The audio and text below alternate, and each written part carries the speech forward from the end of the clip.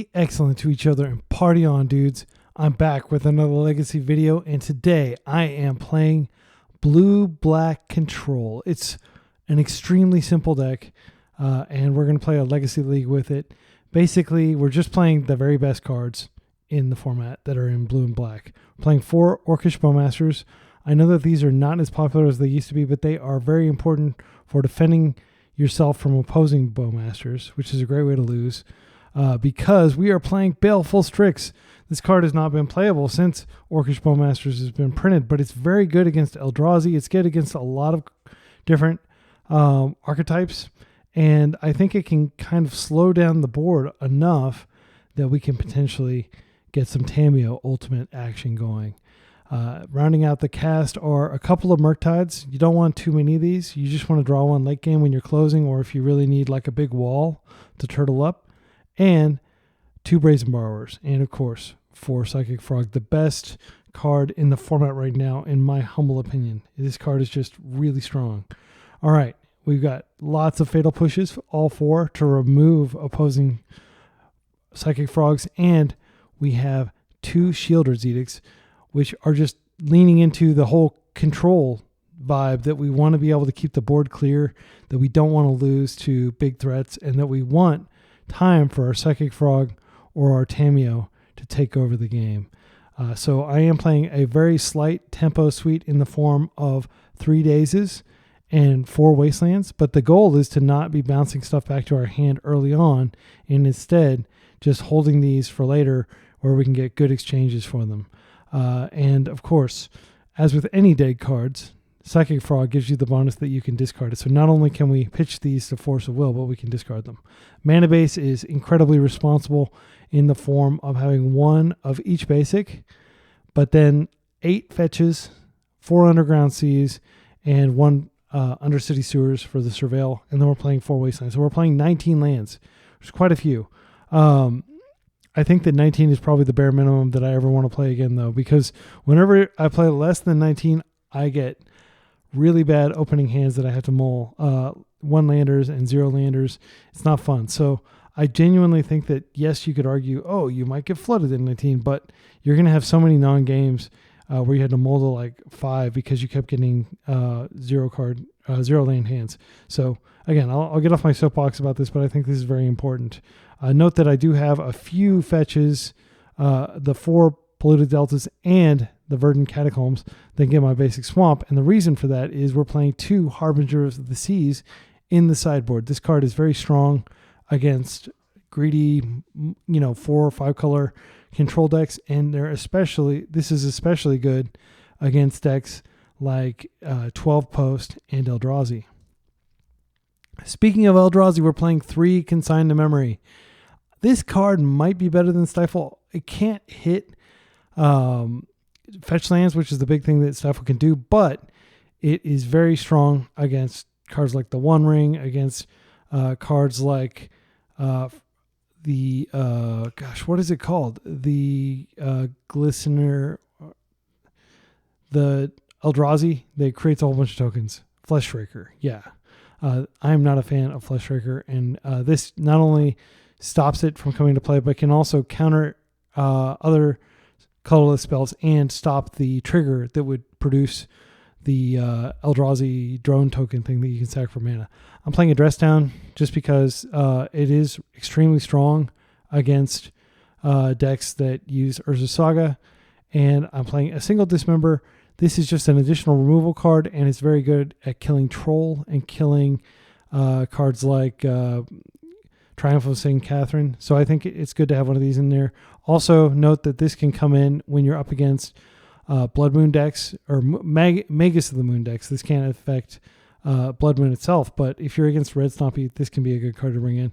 Then we're playing 3 Nile Spellbombs. I'm not playing any main deck graveyard hate, even though Rescam is still the most popular deck and the most broken deck. I think it's fine to just have sideboard cards for it and not main deck cards. So I'm playing 3 Nile Spellbombs on the side. I think this is the best non-ground seal way to stop opposing reanimation targets. 2 Hydroblast because Painter is very strong right now. Another Surgical Extraction just as kind kind of a fourth graveyard interaction, and this is really good against lands because you can hit their loam, life from the loam, and I'm playing 2 force negation. So that's the full deck. I think I talked about every single card in here. Let's get to some matches. We're going to play a full league with 5 matches starting now. All right, we're back for round 1 against MRSJ19999. All right, with MRS as the name, I'm going to presume it's a she. Let's go ahead and wish them luck. And this hand, it's not terrible. We've got, I can get a basic and then I can, or I can surveil.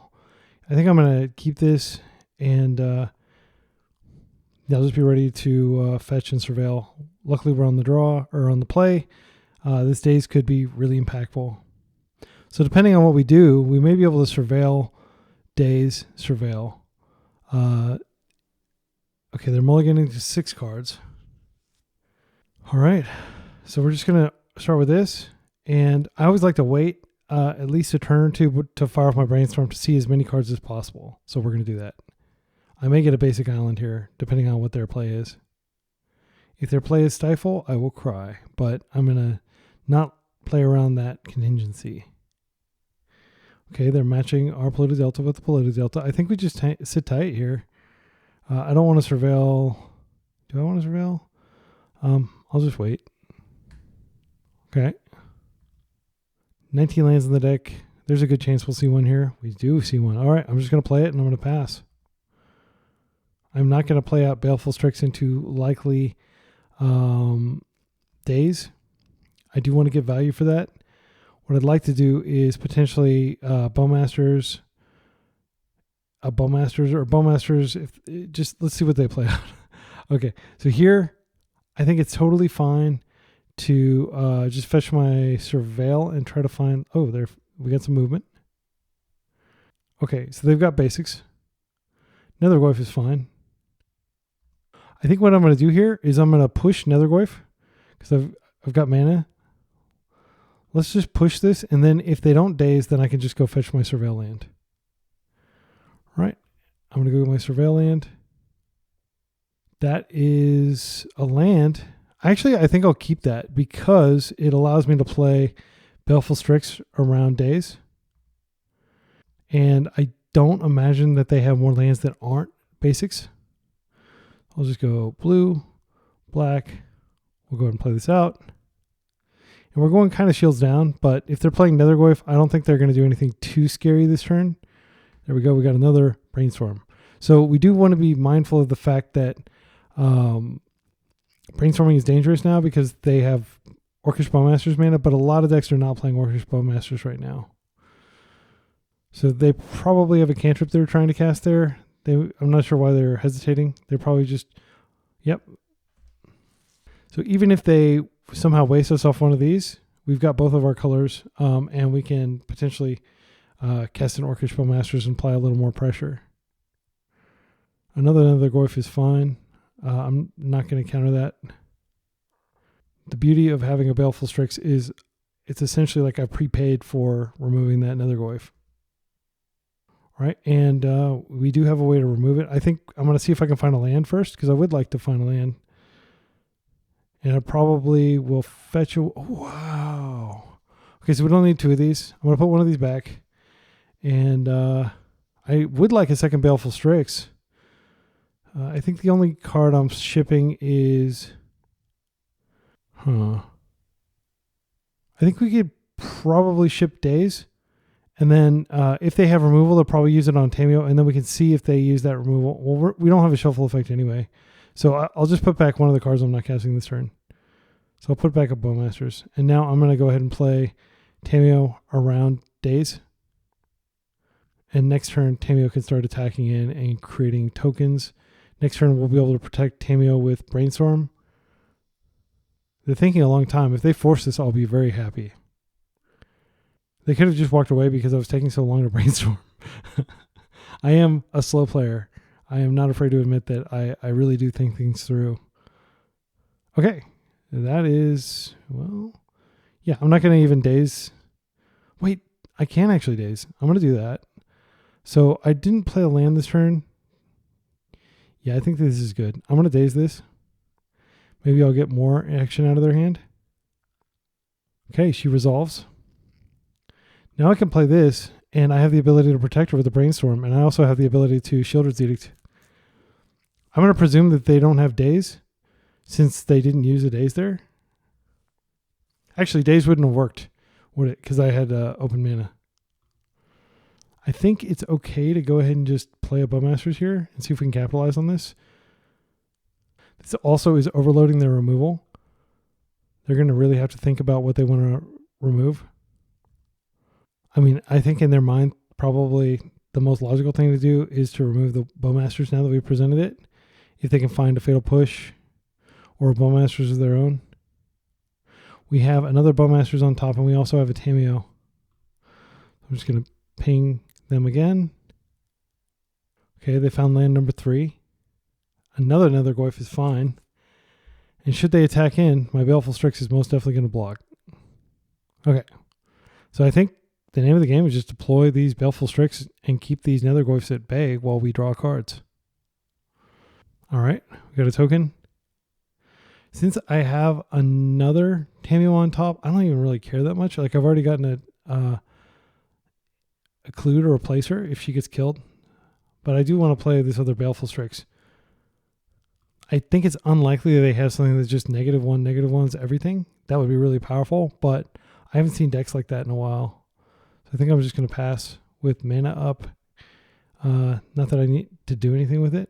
And I'm just going to chill. And Tamiyo is going to accrue value because that's what Tamiyo does. Psychic Frog is fine. Again, Baleful Strix, very strong against Psychic Frog too.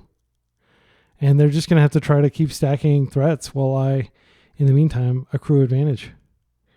A land is remarkably good here. So there's a chance that they attempt to jump the frog in front of Tamiyo. And I will totally take that if I can get two cards out of their hand. Are they going to take the block? Doesn't look like it. Okay, I can crack these later. I'm just going to chill. Again, like, there's no pressure from my side of the table other than Tamiyo just accruing these clues. And I can flip her anytime I want to. These Baleful Strix are so powerful. They're completely invalidating my opponent's plan. I'm going to attempt to draw here. They may have a Bowmasters, which is fine.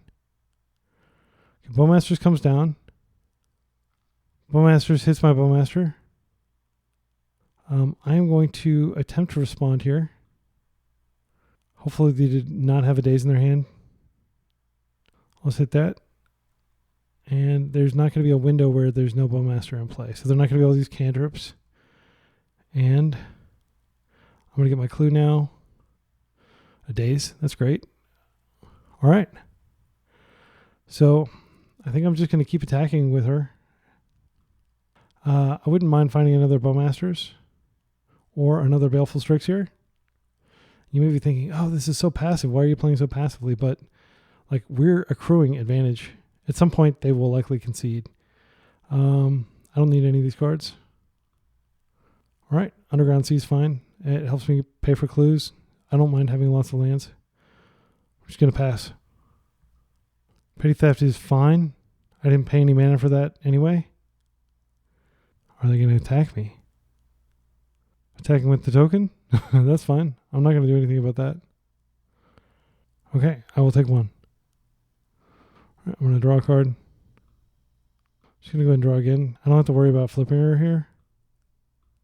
If they decide to kill her now, that's fine. Okay, I'm going to go ahead and I think this is probably a good time to flip her. They don't have the ability. So I'm going to go to attacks first. Or create one last clue. All right, I'm going to brainstorm here. Fatal pushes all around. I don't need this other Tamiyo. Did I already play a land this turn? I don't think I even need to play more lands since I've flipped my Tamiyo. Most of what I was using my lands for was just, her ability. And I think we can go ahead and we can play out the Psychic Frog that we're going to attack with next turn. Is that all right? Yeah, I'll play it out. It's going to be a very strong Psychic Frog that they're heavily disincentivized from attacking into. But they may have to attack anyway because Tamiyo is just going to keep taking up. Shielders Edict. Sacrificing a Planeswalker. I think I'll protect her. Just pitch this Ponder here. Okay, they're forcing back. I'm going to attempt to draw here. Do I know what's on top? I think I knew what was on top. That was bad. All right, she's dead. She did get me like 15 clues in the process, and I do have another Tamiyo on top. So, yeah, that's fine. Any attacks? No attacks. All right. They have 0 cards in hand, so I can jump my Frog and I can connect and get an extra card here. I think I'm just going to play her out. And I will jump my Frog. Let's exile 1, 2, 3, just in case they have a reanimation spell. I'll exile that Orc. I guess I can just do it later. And then we'll go to combat. I'll just swing in. All right, we're getting a card. And see, these Wastelands, not only did they help me pay for those clues, but they've disincentivized my opponent from doing anything here. Okay, so they're going to get a land here. And I'm just going to waste it. That's fine. I'll let them surveil first. But I do like restricting their mana, especially when I have a Daze in my hand. All right, and I'm trying to play quickly just because, yeah, I mean, they're playing at the same pace that I am, but we don't know what the subsequent games are going to look like. This is my first time to play this Baleful Strix deck. Second Frog is fine. Okay, they're thinking about attacking here. They have no cards in their hand. I'm just going to do this. I'm just going to go boom. And I'm going to do this. They may just concede after seeing all this because it's going to be a lot of carnage here. And then I'll have Shielders. Yeah, they just conceded. So again, we don't need to actually have combat or anything. We just get so many cards ahead that it becomes hopeless for them and they concede. That's like Jeskai has been doing that game plan for years, right? So in terms of cards we bring in, I think we bring in Dismember, and I think that's it. I don't see really anything else that would be good here. We can definitely take this out. And that might be a weakness in my sideboarding strategy that I don't have anything else worth taking out. But, yeah, I mean, I don't think we need these forces at all. But I don't really have anything to bring in that makes sense. Harbinger of the Sea could make sense. They have the ability to go get a swamp. They also, but they don't. I don't think they have any. I'm gonna bring it in. If it doesn't do anything, that's okay. I'll just discard it or I'll pitch it. That's the great thing about Harbinger of the Sea is like, at the very worst, it's a pitch to your Force of Will, or it is a discard to Psychic Frog. All right, game 2, we have a strong hand. I consider this to be a pretty dang strong, and I'm going to play on basics this time. So I will be going and getting my island and playing out Tamiyo turn 1. And again, if they burn a removal spell on it, that's okay. We've got like Bowmasters, which is really strong. Now, this might be a harder matchup now because they probably boarded in Bowmasters if they have it. And I can't imagine they wouldn't have it because it's so good in a blue-black deck, in a two-color deck. So I'm a big fan of playing on basics on the draw, unless we rip a third land. Wow, we got a third land. So I think what we can do is, yeah, I'm still going to play on basics, and I'm just going to go get Island here. They're fetching as well. If they stifle, I'll be fine with that. Yep, that's fine. And I'll pass. Wasteland.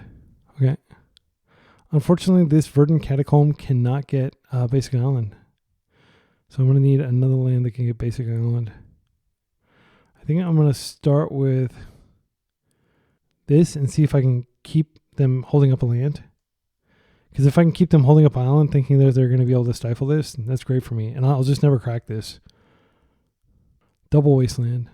Okay, yeah, I'm definitely not cracking this. All right. And we're going to just wait and hope to draw land. That stifle was good. Okay, they've got a lot of land. So our tempo cards are not going to be good here. Okay, Psychic Frog. So I could definitely push here. Yeah, I'm going to push here. If I can get a daze out of their hand, that's great. Okay, cool. All right. Now they don't have anything to stop me. So I can go get the island here. And I'll just play a Psychic Frog on my own. Maybe I just play Tamiyo and I'll pass. The reason I'm playing Tamiyo out is if I can bait like some removal spell, then I can just go Brainstorm and save her. And yes, it's possible that they can punish that with Orcish Bowmaster, but since it's their turn, oh, a non-token creature. You don't say. Well, I'm going to go get an island here. Unless you have another Stifle. Okay, I'll get an Underground Sea. And I'm going to see if I can just Brainstorm here. All right. So, unfortunately, we didn't get another land, but it's not the end of the world. I'm going to put these two back. Okay, she's going to flip. I no longer control a creature. All right, and that's what I was saying. Like, they would have killed my frog there for sure. So they're killing my land, which makes sense. All right. I think what I do here is I'm just going to plus, and I'm going to hold up Bowmasters. I don't want to, like, get frog days. I have lots of Bowmasters, but I don't have many frogs, and I can potentially Bowmasters. They have to be proactive here if they want to stop Tamiyo. Nethergoyf is a good card. It's fine. I'm going to attempt to Shieldred's Edict it. My opponent and I are both playing Shieldred's Edict. And if they force or do something to defend it, that's fine. I'm going to untap. Okay. I can't pay for that. But you know what? I've got another Shieldred's Edict on top of my deck. I've got nothing better to do this turn than cast it. Do you have a force? All right. We're ticking up. We're getting closer to getting our entire deck. The important thing is when we go for the ultimate, we need to be able to defend against opposing Bowmasters in case they have those. Okay, Island's back, so Daze is back on. Another Psychic Frog. This is great. I want to start and see whether this resolves. Okay, that's great. I'm going to play this out. They're almost certainly going to waste this, but okay, another land. All right, and next turn, barring them having something really powerful, we are going to be able to go off. So they could have like Orcish Bowmasters. They could have another Shieldred's Edict, which would work. They could have a Brazen Borrower, Engineered Explosives for 1. All right, this is it. They're blowing the explosives. All right, and I'm going to untap with 3 lands. And I'm going to jam a Psychic Frog, I think. I might jam a Tamiyo and a Psychic Frog since I'm going to have extra mana. All right, so let's go Tamiyo. And I'm going to play the Psychic Frog. And I'm just going to wait. I'm not going to try to get them with the Orcish Bowmasters. I'd rather just use Orcish Bowmasters to kill their Orcish Bowmasters. Okay, they've got 4 mana. Nethergoyf would be scary if they have another one of those. Fatal Push on my frog. Well, that sucks, but I do have an engine, even though I lost one of my engines. Counterbalance is, yeah, it's a good card. Okay, and they're destroying my land. That's fine. All right. So I'm going to draw here, ponder. I could test the water with ponder. I want to just attack first and see what happens. Well, I mean, they have 0 cards in hand. It's just a question of what they have on top of their deck. This might actually be a really good time to Bowmaster. So I tell you what, I'm gonna ponder. If ponder gets countered, then I'll just Bowmaster. If ponder does not get countered, then I'm gonna flip Tamiyo. Days. Okay, good. I'm glad I took this strategy. Okay, so these are good cards. Dismember is particularly good. Because their frogs are going to be weaker and because it doesn't get hit by counterbalance. So I think what I'm going to do is I will just take the Dismember and then I'm going to fetch, get an Underground Sea, and we're going to crack the clue so we can so we can turn Tamiyo into a Planeswalker. So we know they have a Daze, which is a dead draw. We don't know what's under it, though. So we've got at least one turn to ramp Tamiyo. They may get discouraged and just concede, but I think such a concession would be premature. Okay. I'm going to plus her first. Okay, knowing that they have a Daze, I think it makes sense to test the water with a Brainstorm. And we can hopefully find a land here. And then, okay, they have Underground Sea. Okay, great. So it's a smooth sailing here. Okay, I think we can put back one of these in the Daze. Actually, I want to put the Daze back. And then that. Yeah. And then I think I'll just go ahead and play this out. Just apply pressure while we know that it's not going to get countered. And I'm almost certain that we're going to be able to ultimate Tamiyo here. I think we've won. So they've got to land on top. Tamiyo's going up to 8. We're going to have a Bowmaster. Oh, did I just totally forget that they had a Daze? That was really dumb. For some reason, I thought we had an extra land. What did they bounce back to their hand? To Underground Sea? Yeah, I think that's fine. I just have to accept it. It's a bad play. Like, I made a mistake. Yeah, I got cocky. I'm slipping. Yeah, for some reason I thought like, oh, I've got an extra land for it, but I didn't actually find a land on the Brainstorm, so I should have just chilled. Okay, so we know that they have a land in hand. All right, I'm going to +2. So there is a very real possibility that when we go to draw half of our deck, which will be, a lethal amount of cards, they're going to have a Bowmasters. But I think we have it covered. I think I'm going to go ahead and play this out and see what they have on top of their deck, because I've got an extra one. Bloated Delta. Okay, we win. Like, there's no way we're losing after we ultimate here. Yeah. So I feel like, aside from that obvious boneheaded Daze play, I think I played real tight and patient there, and it paid off. Welcome back for round 2. We are up against Alcine Boss. See if I can find them. Alcine Boss 4. Sometimes they don't have any record, and it doesn't look like they do. So we're not going to keep this. We are on the play, and we're not going to keep this hand that doesn't have a colored mana source, even though it's got a lot of forces. This is a pretty good hand. I think the card we put back is probably Brazen Borrower. This just gives us maximum flexibility depending on what they play out. I think, given that we don't have a second land, the careful thing to do is to go ahead and just ponder and see if we can find a land. All right, and we found a land and a Bowmaster, so I'm going to make a little Bowmaster sandwich here, and I'll take the land first. And then we will see. Well, we're definitely going to draw the Bowmasters here. We'll see whether we need the other land. I would love for them to waste us here, because we're going to be in very strong position if they waste us. Okay, Polluted Delta. Bobble. So I think they're likely on Nethergoyf pile based on this start. Unfortunately, they are going to potentially be able to see the Bowmasters on top of our deck, so they're going to have a lot of information about our deck, because Bowmasters is not played main deck by a lot of decks. So they're probably going to assume we're a more control-y build, less of a combo build. All right, I'm going to go ahead and go to my main phase, and I think I just play out this land, and then depending on what they do, I have the option. I'm not going to flash in a Bowmasters. I think that'd be a mistake. Do I want to play out this Tamiyo? I think I do want to play out the Tamiyo. If they decide to waste this, that's okay, because this Baleful Strix is going to be really powerful against what they're trying to do if they are on Nethergoyf pile. Because Nethergoyf, does not want to trade with a Baleful Strix. That's an unfavorable trade. It looks like they might be on Grixis. Okay.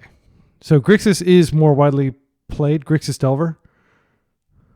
If they have a Bolt, that's going to be a bummer. But I'm not going to give up my Baleful Strix. In fact, I'm going to try to find a way to shuffle this Force of Will back into my deck. But seeing that they're on Delver, it does kind of make me want to take the other land. Because we can potentially waste them off a color. Probably red would be the color we want to waste them off. And then we can do more. That Psychic Frog is okay, but it does make me want to go ahead and fetch because I want to maximize the likelihood that I have a blue card that I can pitch to force. Because I am going to play out the Baleful Strix to be able to block the Psychic Frog here. Right? So we're going to surveil. Brainstorm is amazing because this not only gives us the ability to flip Tamiyo, but it also gives us the ability to... what do we do here? I do kind of want to take them off this. I think we take them off of this, and then if they brainstorm to stop Tamiyo, or I'm sorry, if they jump the frog to block, we can brainstorm to flip Tamiyo. The alternative, though, is that we keep this up and we have the ability to Bowmaster. But we're not going to be casting Bowmaster anyway. I think it makes sense to cut them off this before we do anything. All right. The downside is if they do go all in on Frog, at least initially, there's not a lot I can do here. I am gonna attack. I want my token, and we'll see if they exile their graveyard. This is a tough call. Psychic Frog really does force a lot of questions. They are jumping the frog. Okay, I get my token here. They're gonna go to blocks. They're gonna discard a bunch of cards, and I'm gonna be able to pump Tamiyo. Okay. They're gonna need to do it again if they want to be able to kill her. Okay. Now I don't think they're going to do anything else, so I'm going to brainstorm here just to get her out of harm's way temporarily. Okay. So our own Psychic Frog is good. I like having this backup land. What I don't care for too much are these Force of Wills. I don't think we're likely to use them, but I am going to keep one in hand since I can't. So I'll put the land on top. Okay, this flips. Okay. Now we get the token. Buff this. Unfortunately, we can't do anything further. I'm just going to chill. And they are likely going to attack in to kill this, which is okay because I'm going to deploy the Baleful Strix. And they are going to get a card off of this. But we got them to dump 3 cards, or 2 cards, and to exile their graveyard, which they very much need. But we are going to need to kill this before we can safely deploy our own Psychic Frog. We will be able to deploy it around days, though, unless they have a Wasteland here. They're going to need to pitch 2 cards to kill her. But they will recoup one of those cards immediately. And they may not choose to kill her. We'll see. Okay, they're just doing 2, which is still quite good. Oh, they are pitching. Okay, they pitch another DRC. They're brainstorming. That's fine. They might as well get that out of the way because I've got an Orcish Bowmasters coming that they already know about. All right, and they pitched another Underground Sea. So Wastelands are going to be very live this game because they only have 1 land. They're almost going completely in on... they're putting another counter on it? Okay, this doesn't make sense. I don't think that makes sense to do that. Okay, so they get a card here. Oh, they're doing the damage to me. I thought they were attacking Tamiyo for some reason. Well, that's fine. I'm totally okay with that. All right, so we're going to draw our land for turn. Here, I think we just go ahead. We're going to plus. I don't think it makes sense to get any of these cards back. And we're going to deploy our Baleful Strix, which sadly we're going to have to protect because it's the only thing keeping us from this very nasty Psychic Frog. So we will draw a force off of this and we can force pitch force. Okay, well, we're going to force here. Again, I don't want to force pitch my Psychic Frog, but I will happily do that to have this blocker.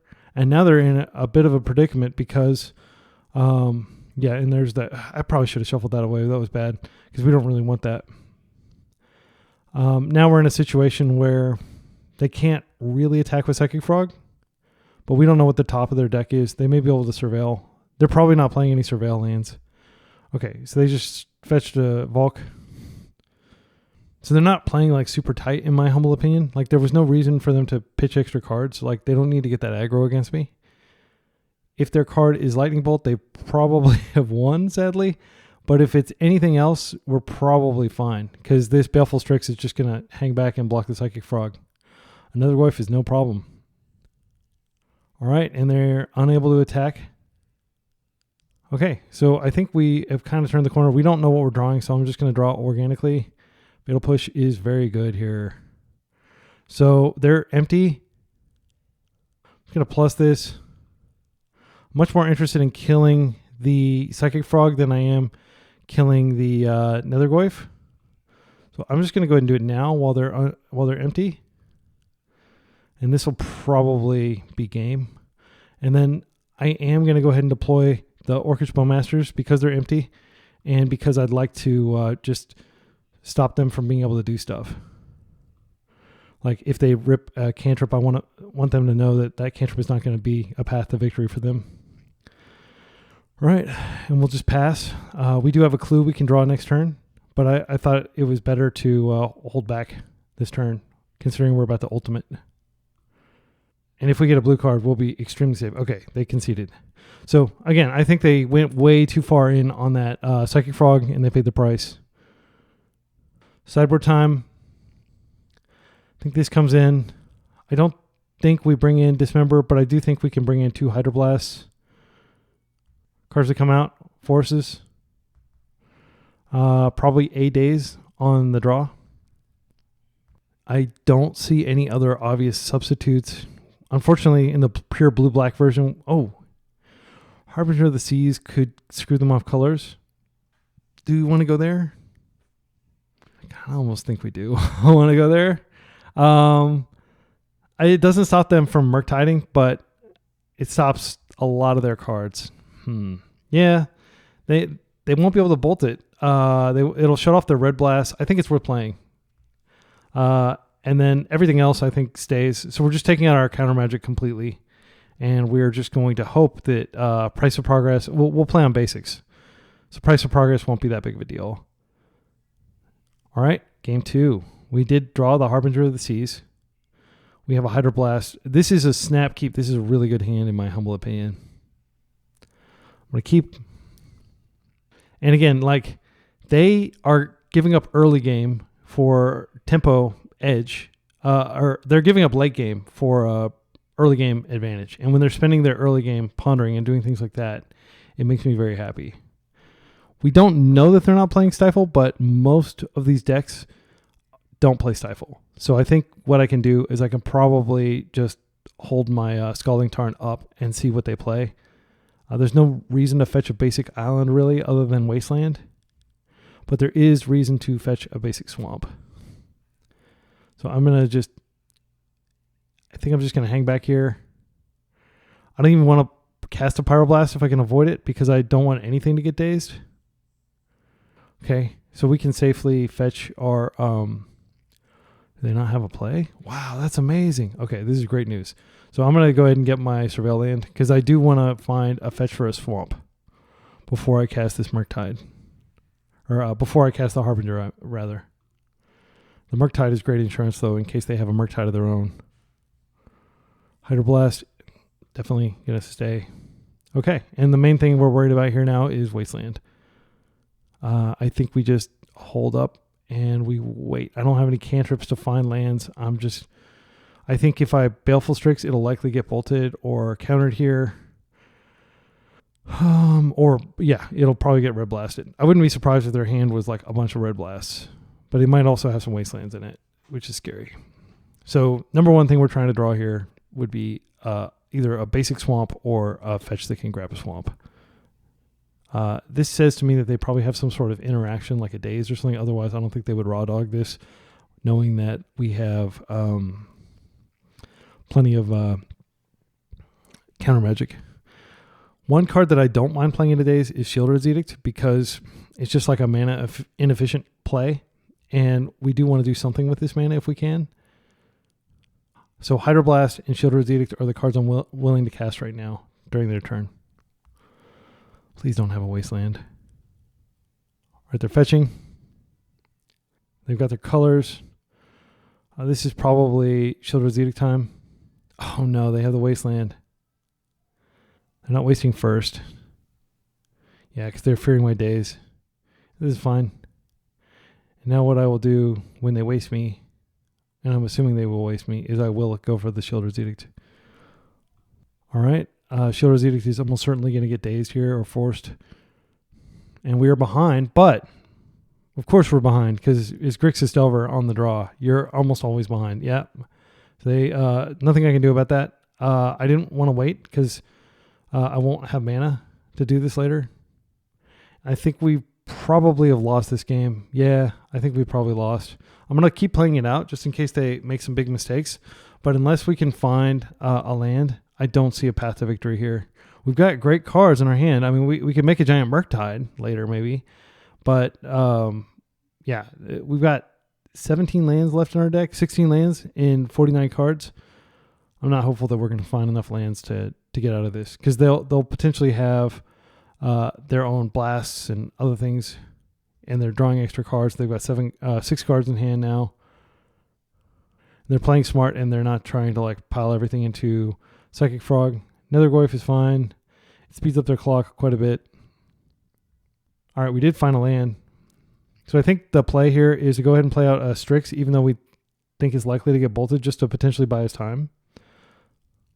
If it doesn't get bolted or blasted, I'll be very happy, but I think it's likely to get blasted. But I need to do something with my mana. Playing out a Psychic Frog is not going to be strong enough because they can overpower it with the volume of cards in their hand. If this hits play, I'll feel much better, but yeah, it's not going to hit play. All right. So even at this point, even like sticking Harbinger of the Seas is probably going to be inconsequential because they have so much pressure on board. So they're going to draw yet another card over us this turn. And because they're playing red, they have access to Pyroblast, which is like a really, really powerful card right now. They're pitching lands. Interesting. Maybe they're just trying to end the game quickly, which I am not opposed to, considering my situation. All right. They have lots of land. We're taking 7 here. One of the reasons I'm playing this out is just to learn a little bit more about their deck, and also because they are playing slightly slower than me. They actually did go kind of low on cards here, so I could play this out. I don't think it's wise to invest anything in it, though, because they can just dump their hand. And Orcish Bowmasters isn't going to do anything here, unfortunately, because they already have so much power on the table. So what I might do is just Hail Mary, like dump a bunch of stuff into it, and then next turn I can get out a big Murktide. But like all of this is contingent on them not finding a Pyroblast. So the fact that they played this land out is actually kind of bad for them because now they don't have as much mana or as many cards to overpower my Psychic Frog. So they attack with their 3/4. They can buff it up to a 5/6. And so I would need to dump 5 cards just to be able to block this. Which would leave me with, oh yeah, they have this. Yep, feeling pretty dead. I definitely could have discarded cards there just to feed the Murktide. I probably should have done that. I don't know. It feels bad to just pitch cards willy-nilly. If they crack this, then I will punish. Okay, so I'm just going to Bowmasters upkeep, and then I'm going to get an extra trigger, and hopefully, gosh, I don't know how I'm going to stabilize. I'm like practically dead on board here. But I will be able to get a couple extra pings. All right, they're draw triggering. We're at 3. Yeah, we're in bolt range of their deck that plays Lightning Bolt. I'm just going to see what I draw, and then I'll just pass. I'm not going to play anything else.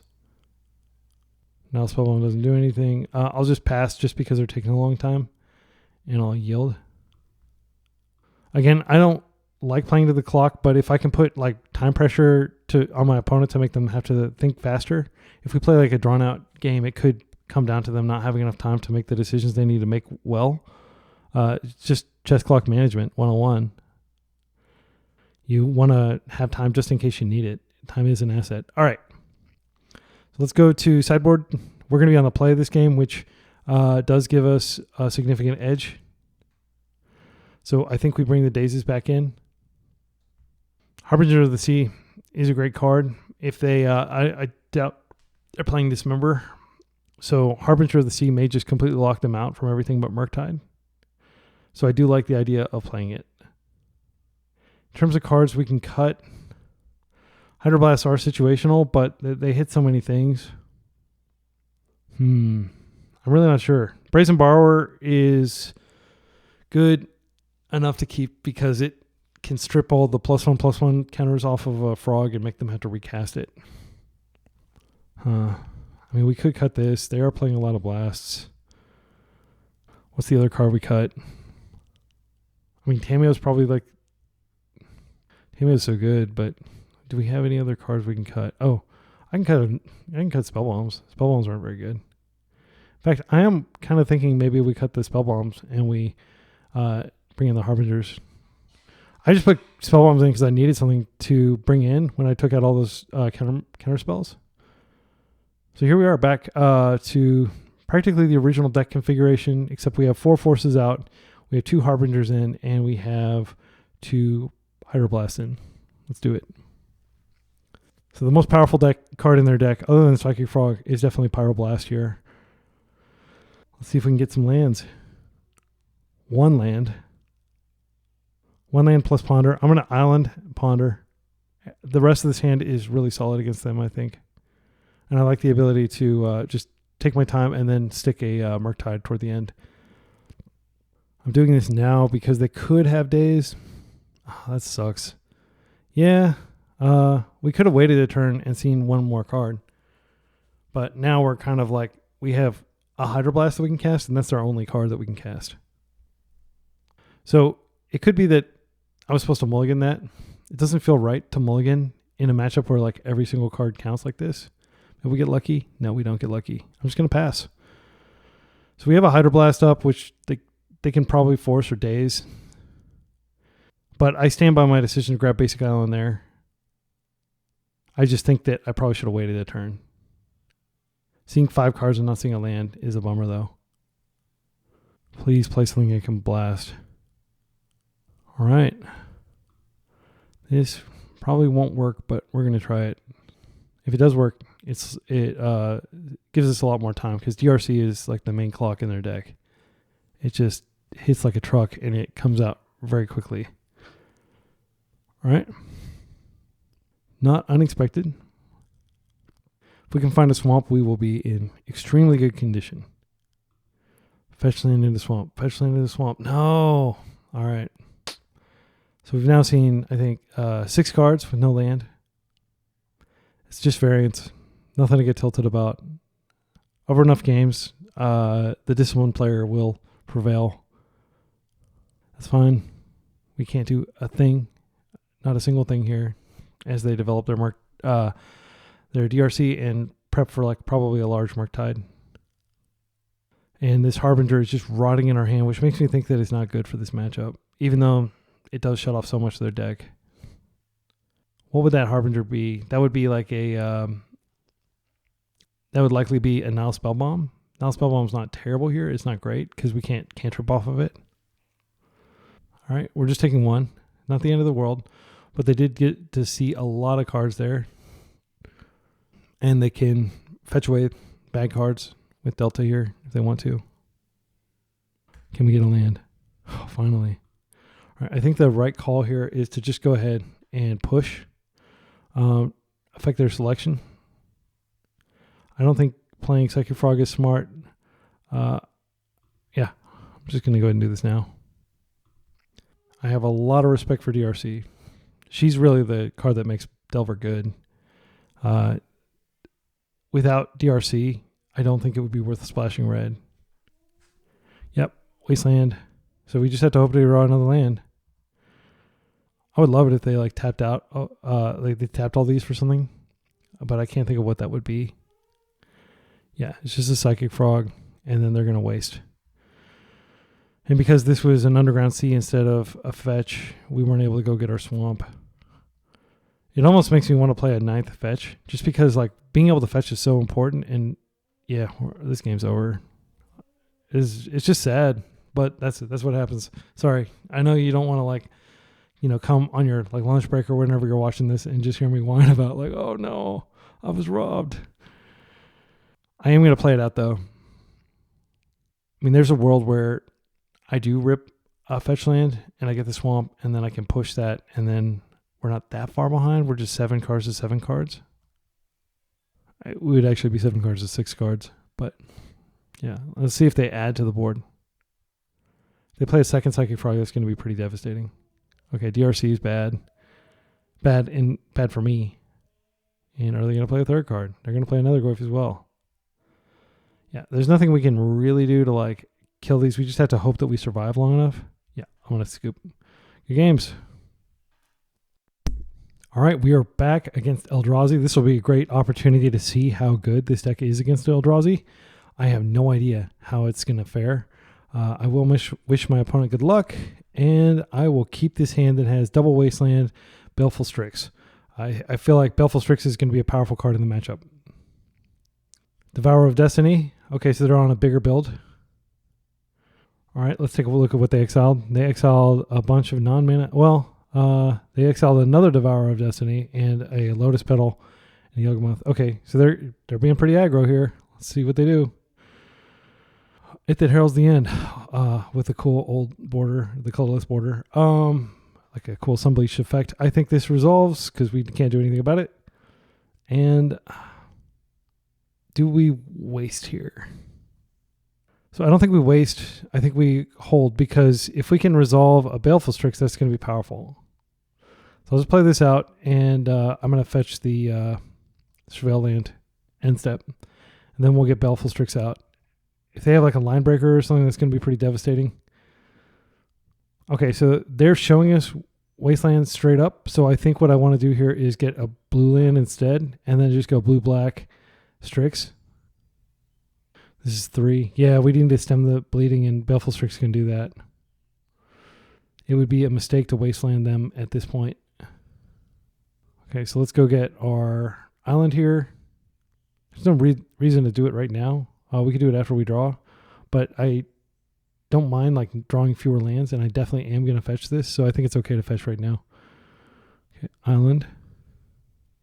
Now I'm going to go get swamp. All right, and I'm going to just go boom, boom, Strix. See what we draw. Daze could be a good card here, even though they have Cavern, because it could potentially hit the second spell they cast, but I'm not even sure if I would cast a Daze on anything at this point, unless it was like something really powerful, like a Thought-Knot because I really do want to keep deploying threats. I think Bowmasters will be quite good if we can ambush this in combat.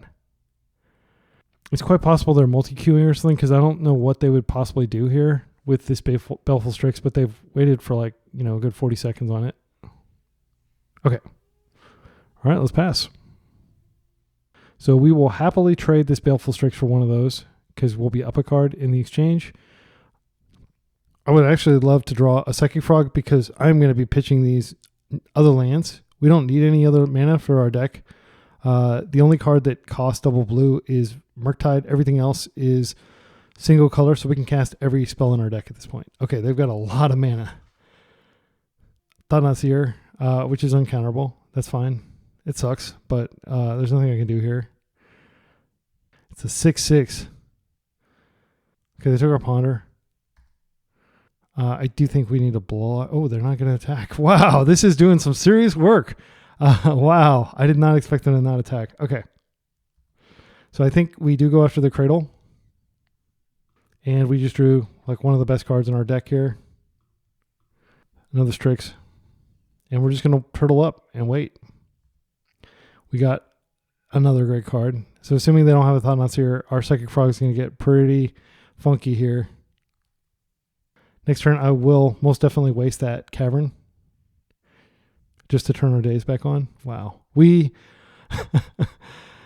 This feels so much better than it feels when you're playing like, yeah, I'm going to go ahead and waste now. I don't really care that much about Tamiyo. She's not that strong in the matchup.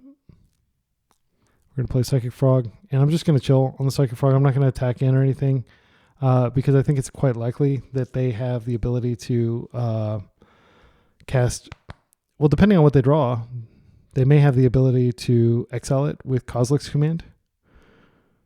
Okay, so they've got a lot of mana again. Still not attacking. Flying Psychic Frog over is definitely an option here. We could brainstorm and see if we can get rid of some of these and find Fatal Pushes. I like that. I'm going to do that. To my knowledge, there's no card in Eldrazi that can punish Brainstorm. Okay, so I'll put these back. Play this out. I'm just going to waste here and see if I can get them to go ahead and proactively cast the Kozilek's command if they have it. They don't have it. Okay, now I'm going to grant this the power of flying. We don't use our graveyard for anything other than Murktide and Psychic Frog here, so I can just attack. There's a lot of lag here. I presume they've seen Psychic Frog before and know what it does. They may be conceding. I would love for them to concede here. I mean, what are they going to do? They can't attack with any of their cards without losing them in an unprofitable trade. We've removed almost all their lands.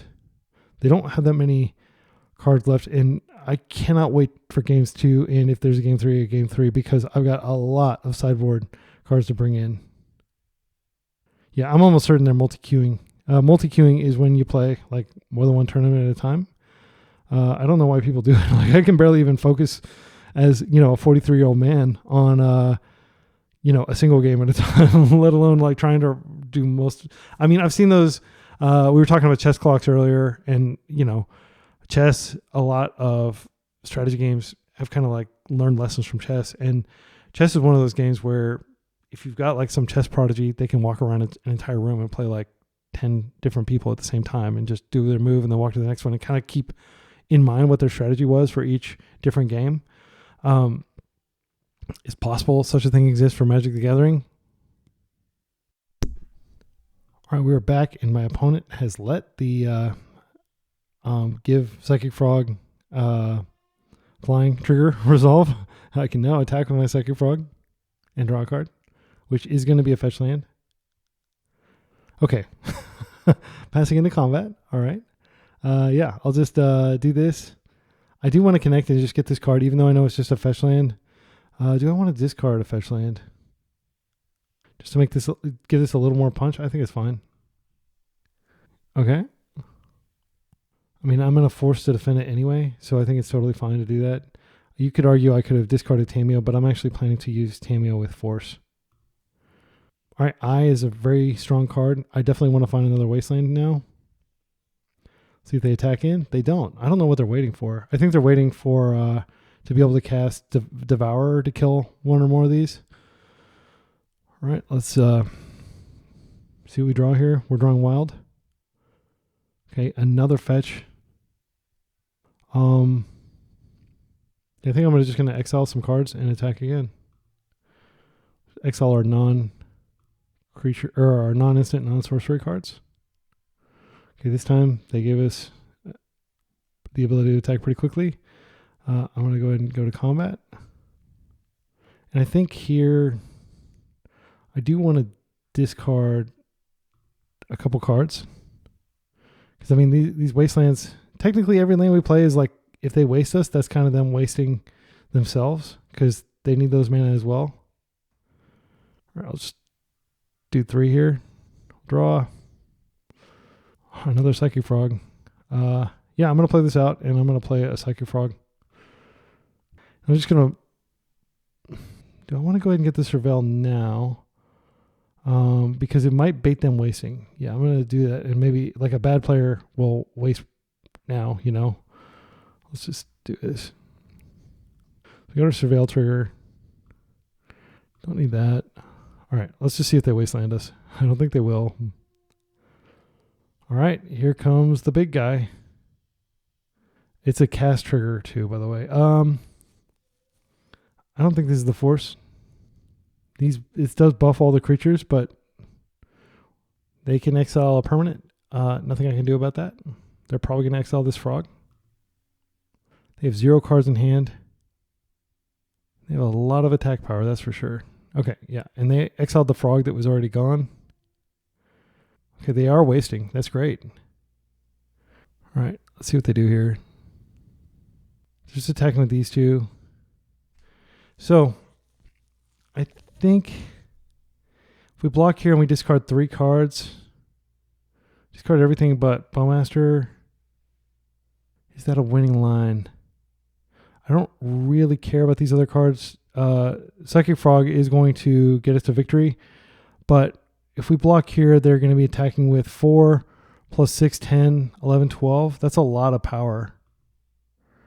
And we're going to be attacking. Oh, wait, I can just block. Yeah, so I'm definitely going to block 1. Oh, I can just pitch. No, because I need to keep him alive. I can bring him up to a 4/5, and then these will die in combat. Yeah. So I'm going to block here, and we'll block like that, and I'll block like that.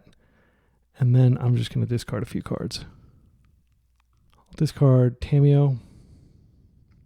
I'm going to discard Force and presume that they're going to get greedy if they are able to cast a Kozilek's Command and that they're going to go full mana. And then I'll daze that. Because Force is not going to do us any favors here. Or should I hang on? I think maybe I hang on to Orcish Bowmasters. It's worth noting that they're very far away from being able to activate Eye of Ugin. Okay, let's discard another card. Okay, it's a 3/4 now, and then I'll discard one more. I think, yeah, I'm going to keep the Orcish Bowmasters around. And Orcish Bowmasters can snipe this in combat. All right, we got plenty of fodder to fly Psychic Frog over, but they're hitting 4/7. I mean, this is lethal right here. Yeah. It does make me concerned about attacking. I think if I find a Fatal Push and a fetch here, then we're in business. Borrower's not bad. Borrower can borrow this back to hand. They can recast it though. Yeah, we don't have mana to cast Borrower either. So I think this is definitely going back. And let's think about this. Borrower is a very good card here. Do you want to just keep Force blue card? I think that's fine. So Borrower is what we can cast next turn to bounce this back to hand, but then if they draw a land, so they got 1, 2, 3, 4, 5. This costs 7. So they would need a land, which will kill their City of Traders. I think bouncing this is not the worst. I'm definitely going to trade with Thought-Knots here if they attack, and then I can bounce that. Yeah. Okay, so I'm just going to go like that, and we'll plan to either daze or Force, depending on what they do here. But do I feel safe attacking? I don't. I want to be able to discard a card and profitably kill Thought-Knots here if they decide to attack. And next turn, I will be able to attack because I'll be able to borrow a card out of their way. So you can see, like, even though they just squandered a bunch of time, I really did spend a lot of time thinking there about potential lines. Okay, this is, in my opinion, like a pretty obvious block here. Gonna block here and get that out of the way. Unless I'm missing something about it. No, it doesn't have any abilities. It's just a 7/7 at this point. Okay, what do they have? Chalice on 1 doesn't stop anything I've got going on over here. All right. So they can attack for 7, which is half my life. But I will have, yeah, I think I'm going to attack in with Psychic Frog and give them the option to block with Thought-Knots here. And if they block with this, that's fine too. It's worth noting that if I borrow this back to hand, then I can just pitch my entire hand to Psychic Frog, and they won't even get a card when they put it back into play. Kozilek's Command would be very devastating here, but I think... So I'll ditch a daze to win combat if they block. I think I can go ahead and ditch the daze now. Yeah. Yeah. So we're going to draw a card. And yeah, I'm just going to pass. And if they attack with this, I will slam the Bowmasters. If they attack with this, which I assume they're going to attack with this, but I'm not sure if they're going to attack with this. Let's just see if they drew a dead card. A land would probably qualify as a dead card, given that they have a City of Traders in play. I do love the art on this card. It's just so cool looking. Like that weird eye thing in their chest. It just looks like so uncomfortable to be like constantly like having your head kicked back like that and your shoulders like, ugh. Like Thought on Seer is definitely the most awkward and uncomfortable looking creature I've seen in a while. Please attack with it. Okay, they're not going to attack with that. We don't know what's in their hand. I think we can just take this. Yeah, I'm just going to take it. End step, I'll bounce it to hand. Get a card.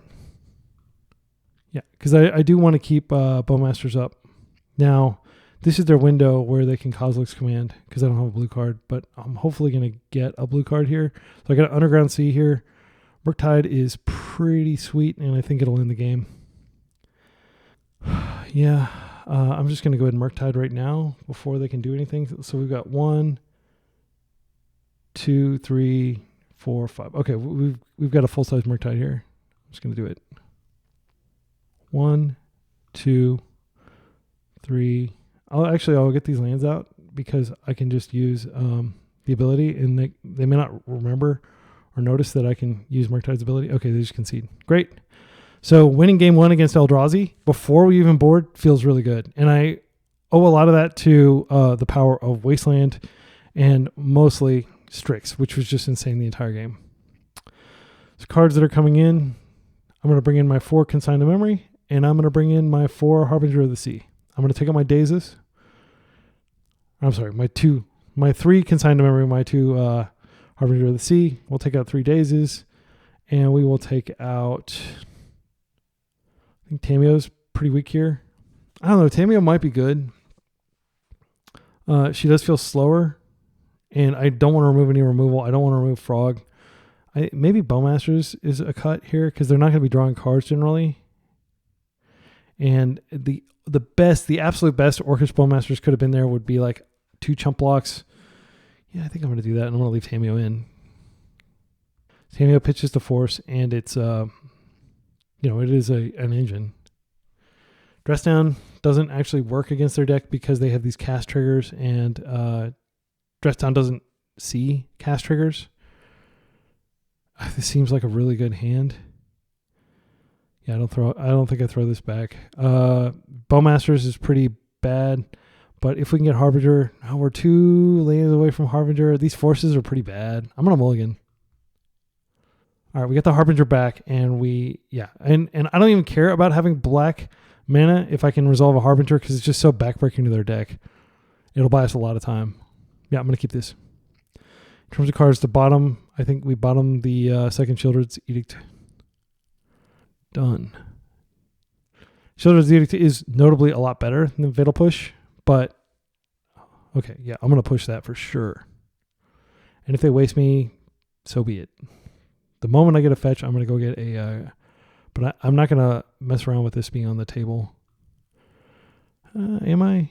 No, I'm gonna go ahead and push. It's the responsible thing. It saves me 2 life next turn, and maybe if they were to... okay, yeah, that happens. So we're going to spend this turn pondering, but they didn't do anything this turn, which is fine. They have a lot more lands in their deck than I do. They've got like 27 lands. Yep, this could go the same way as that Delver game, where we just don't find land. It makes me consider playing a 20th land. Yeah, I mean, man, if I could go back in time, I would add a 9th fetch for sure, knowing that this is how these games are going. Okay, not totally punished. I do want to be able to grab... I think we have to grab a non-basic here. But we do have Consign to Memory, which can stop, like a Thought Not Seer or something. But I think playing on basics at this point is scared. This is going to resolve. Thought Not Seer. Okay, they're going to be able to go get a land. Pretty scary. Do I want to counter this land ability? I think I do, because they might go get a Wasteland. Yeah, I'm just going to get Underground Sea here. And we will deal with the body later, but I don't want them to get a land out of this at least. All right. So they are trapped on 3 mana sources to our knowledge, but they do have this 3/3 in play that outclasses pretty much everything in my deck. What do we do here? I think we just play this and we hold up and we see what they do. They could untap. They could drop like a Gaia's Cradle, and then I could regret not killing it immediately. But I think playing Psychic Frog here when the board is not clear anyway. I guess I could have played Psychic Frog, taking a hit, and then. But I do want to see if they have another Wasteland. Okay, they have Eye of Ugin, very strong. Green. Oh, they're gonna do it again. No, I don't want the game to end like this. This is frustrating. I don't like this card at all. I think it's pushed, super pushed. And I say this, I mean, I'll freely admit Psychic Frog is pushed. Yeah, they're going to be able to do a lot of stuff here. I think what we do is we go ahead and I'd rather kill Thought-Knot Seer than kill this. So I think what I'm going to do is wait for it to resolve, and then I'll use the ability. I'm going to go fetch Underground Sea again, just to ensure ourselves against future Wastelands, and I'm just going to push here. And then they'll be able to see what I'm going to draw here, but I do want to make sure I kill that instead of just killing the Sowing Myco Spawn. Yeah, hopefully they take the Force. They're probably going to take Harbinger. And that's an exile, so it's not even going to my graveyard. Not that I could recur it anyhow, but yeah, it's a powerful ability, powerful effect. And now they're going to be able to attack for 3. Yeah, oh, they took the Frog. Well, that's great for me because Harbinger of the Sea is like way better than Frog if I can find a fetch. So the best top deck in the deck, 100% a fetch. If I can get a fetch, this is not bad. This is not bad. I'm gonna play it. This might lead to a fetch. Fetch. Well, I mean, it's hard to be sad about that because I mean, that productively trades with the Sowing Myco Spawn, but they still have 2 cards in their hand, and I'm very afraid of what they might be. And I very much do not want to. Well, I can't counter even if I want to. It looks like they have like some really big fatty or something. Okay, so I'm going to block this. Okay. All right, another one. Is it another Sowing Myco Spawn with kicker? So they're going to kill both of our lands. Yeah, I'm pretty sure we've lost this game. It just freaking sucks, man. I don't like this card at all. Because I can't interact with it, especially when they have Cavern. I can't even kill the body. Yeah, it's just... Okay. And now we need to draw like several lands in a row. I'm going to still play it out, because I could still draw the lands. No, I'm not going to keep going. Because they're going to hit us for 3 each turn, and we're going to be... We don't have anything we can cast, because this, R&D failure of Cavern and Souls. All right. On the play, I think Daze gets better. Orcish Bowmasters felt really bad there. I think we take Orcish Bowmasters out, and I mean we could bring in a Dismember. It feels bad to like pay a bunch of life to kill a creature. Maybe we just bring in 2 of these. They were really going after our mana that game. And you can see that like even if I had fetched basics, it wouldn't have mattered because they would have been able to exile my basics with their Sowing Myco Spawn. I'm going to play first. Game 3. All right. I think we probably go basic. I mean, this is a keep, so I'll keep this. The plan is to build toward a big Murktide. Murktide is extremely difficult for them to exile with the card that they exile stuff with, Kozilek's Command. So I think what I do here is I'm going to fetch either I'll fetch a duel to push, or I will fetch a Surveil land, and I'll just Surveil. We'll see what they do. I'm not going to use the Ponder yet. And turn 2, I'm almost certainly just going to cast a Baleful Strix. Assuming that they don't give me a good Daze target here. I probably won't Daze anything this early in the game. It definitely may be more conservative to go ahead and get a basic island here, just because like Sowing Myco Spawn, yeah, that's like a devastating play, but it's not going to come down with the kicker probably until at least turn 3. Oh, they actually exiled. Wow, I'm surprised they exiled all that stuff. They may be looking for mana. Chalice. That kind of makes me sad that I didn't cast Ponder. Maybe it was a mistake not to cast Ponder there. All right, I am going to fetch the Surveil land. I want to fill my graveyard. So cards that I would keep on top would include, at this point, a frog. I think that's about it. And maybe a land. Tamiyo, I'm very glad that I'm putting that into my graveyard. Okay.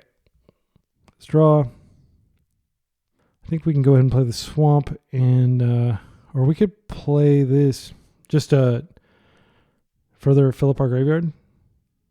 I don't hate that. I kind of like using this to go get an island. And then worst case scenario, we're going to have 2 lands that we can play on. Let's see, we rip here. All right, another card that doesn't do anything but can be cast into the void and feed our Murktide. But I'd much rather draw a Psychic Frog so I can just discard these dead cards. Oh, yes. This is very welcome. Do we want to bounce this? I think we're far enough away from... Yeah, I think I'm going to bounce that. I know that might seem counterintuitive, but I don't really have anything to spend mana on next turn. All right. Go ahead and play it out and see what we can bin. Don't need that. All right, I think I attack here. They could have Landbreaker, but it wouldn't even be that big of a deal if they did. We just have to dodge another Thought-Knot Seer because their Thought-Knot Seer is almost certainly going to take our Murktide. It's the only live card in our hand. I think it makes sense to just throw a Ponder in the graveyard here. Just to, yeah, I know that's how it works. Hopefully they think that that's pilot error and they're like, ho, ho, ho, this player doesn't know how to play. I can beat them. Okay, waste is bad for us because it does make it so that they can play through. Yeah, that's not what we wanted to see. Murktide down. All right. Really, Psychic Frog or what our other Murktide or bust here. I'm going to play this out. They already know about it. This may seem crazy, but I'm going to attack because they are low and Ancient Tomb taps are doing a lot of damage to them. And I'm not going to play anything else. I'll just hold these for Psychic Frog. Now that we don't have a Murktide coming, there's no reason to put cards in the graveyard. Glaring Fleshraker is very powerful. All right, we're going to take our 4. We may not be able to get another attack here. Glaring Fleshraker combined with It That Heralds the End is quite powerful. I don't think that wasting here matters that much. I mean, we're not going to use this for anything. I think we should use it. So let's say we hypothetically attack. They're still going to have 1 mana. Even they'll drop to 5, and they'll still have 2 activations, or really only 1 safe activation. But we're going to take 4, 6. This is basically a guaranteed card draw if we throw this in front of this. I am worried that they can just combo us off. So yeah, I'm going to go ahead and waste this. And yeah, we're going to be a coward. I don't think we have the luxury of being able to attack in against all that power.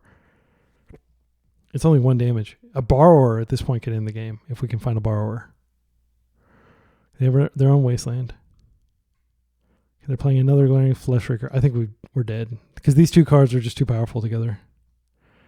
Now we're going to take a ton of damage. If they have anything else they can cast. Anything. Luckily they don't have... I hope they waste us. That would be great. I would love for them to waste me.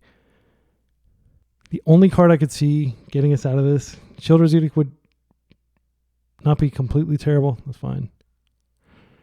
Come on, attack me. Thought-Knot Seer me. Oh, they're not attacking. They're going to try to burn me out. So in a way, like, can we get a card that's relevant?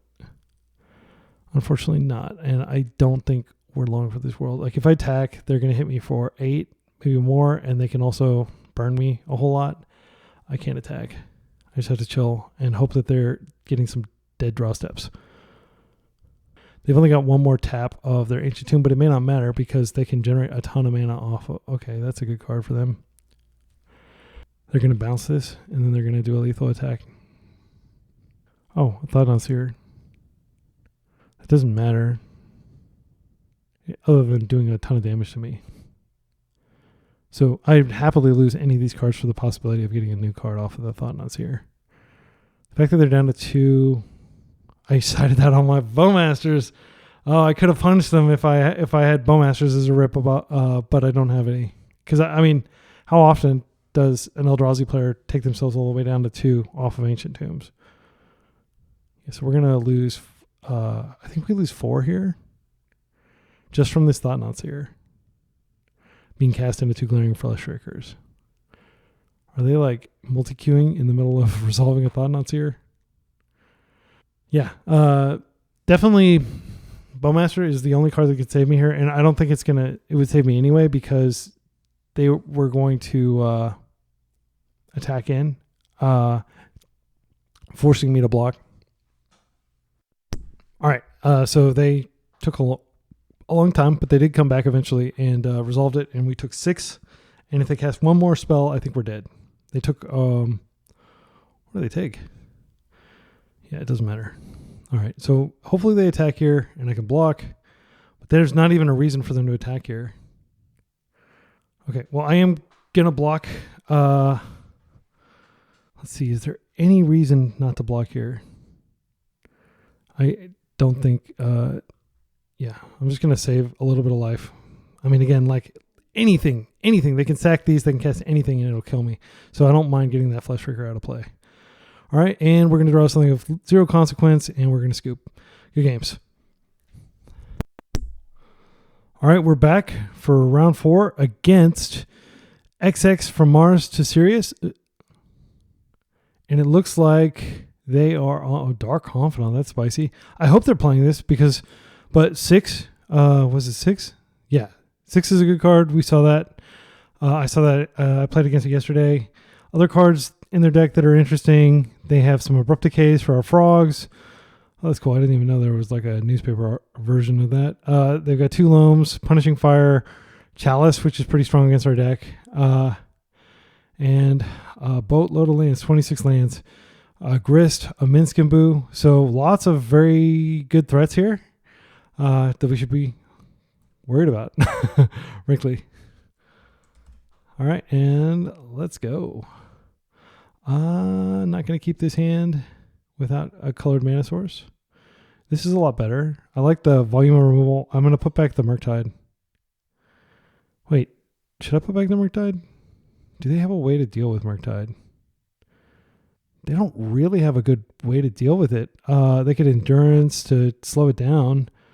I don't see a single card in here to deal with Murktide. They've got lots of blasts in their sideboard, but I actually kind of think that we keep Murktide. And how many X1s do they have? Yeah, I'm going to keep the X1s. I think I'm just going to put back the Undercity Sewer. How many Wastelands are they playing? They're playing 4 Wastelands. I'll just fetch basics. All right. Decisiveness for the win. All right, so I'm going to fetch my Surveil Land here. I know I just said I was going to fetch basics, but I am going to fetch my Surveil Land here probably, assuming that I'll just play out like a Wasteland. And I'll play Verdant Catacombs first just because they're going to be like, what deck is this? What deck plays Verdant Catacombs? Epic Storm plays it? Okay. Go Vexing Bobble's fine. Just going to go ahead and fetch. Get Undercity Sewers. Strix is a very good card against their deck, so I'll keep it. And I think I probably have to fetch an island here. No, I'm just going to fetch more non-basics. Overload their Wastelands. Blue, black, Strix. Strix is great against creature strategies. We have days that we can't cast into Bobble, so we're just going to be chilling here. Okay. Did I miss they're not playing Swords of Plowshares, are they? Wow. Is this might not be the same deck. Let's see. They were playing this, yeah, like a week ago. Loam is fine. Okay. All right, another Bowmasters. I think what we do is we attack in and then we surprise them with Bowmasters if they try to like crack Bobble or something. I doubt they'll do that, but we just hold up a ton of removal here. And we even hold up Hardcast Days. We can Hardcast Days and get it out of our hand through the Bobble. They are loaming. They did find a Bajuka Bog, which would not be good for us because we are playing Murktide Regent. Maybe they won't prioritize using it. Loaming it. That's fine. All right, yeah, I was just going to play out this Bowmasters and apply a little more pressure because they're taking an extremely slow approach. They're not playing Tabernacle, are they? Not according to this list. This is a trophy leader, by the way. Like, I think this person frequently has more trophies than anybody. I've certainly seen them toward the top of the list before, so we should not take them lightly. All right, you know what? I'm just going to cast it now, just to apply a little bit of additional pressure here. We're just going to go weenie beats on them. I'm going to make cracking this vexing bubble very untenable. If, however, they are able to find Punishing Fire, that could be very bad. They do have a couple Punishing Fires in their deck. We're not any closer to casting this Murktide region, though, because we've been committing permanents to the board. Are they thinking of pushing something? They do play... They don't play push. All their removal is 2-drop. So they've got 2-drop Punishing Fire, and then they have 2 Abrupt Decays. But I want to play quickly because this is likely to be a very long round. Okay, they're fetching. They're surveilling. They've got 8 cards in their hand. I'm just glad that Grist went to the guard. I guess Grist isn't that bad when you've got like a bunch of Bowmasters. Okay, double green. Keen-Eyed Curator. I've never seen this card before. This is from the new set, judging by the art. They got Rocket Raccoon here. As long as there are 4 or more card types among cards exiled with Keen-Eyed Curator, it gets +4/+4 and has trample. 1. Exile target card from a graveyard. Okay, so it's kind of like a new Scavenging Ooze, but it's a little more powerful in that you can just use colorless, and it can become pretty big. And it starts off as a 3/3. Okay, well, luckily it does die to Fatal Push here, so yeah, that's fine. Okay, Wasteland. I suspect they're going to waste us. All right. So I think we push this and then we just attack in and just try to get it across the finish line here. Probably going to exile a card from our graveyard. Okay, that's fine. Not sure why they timed it that way.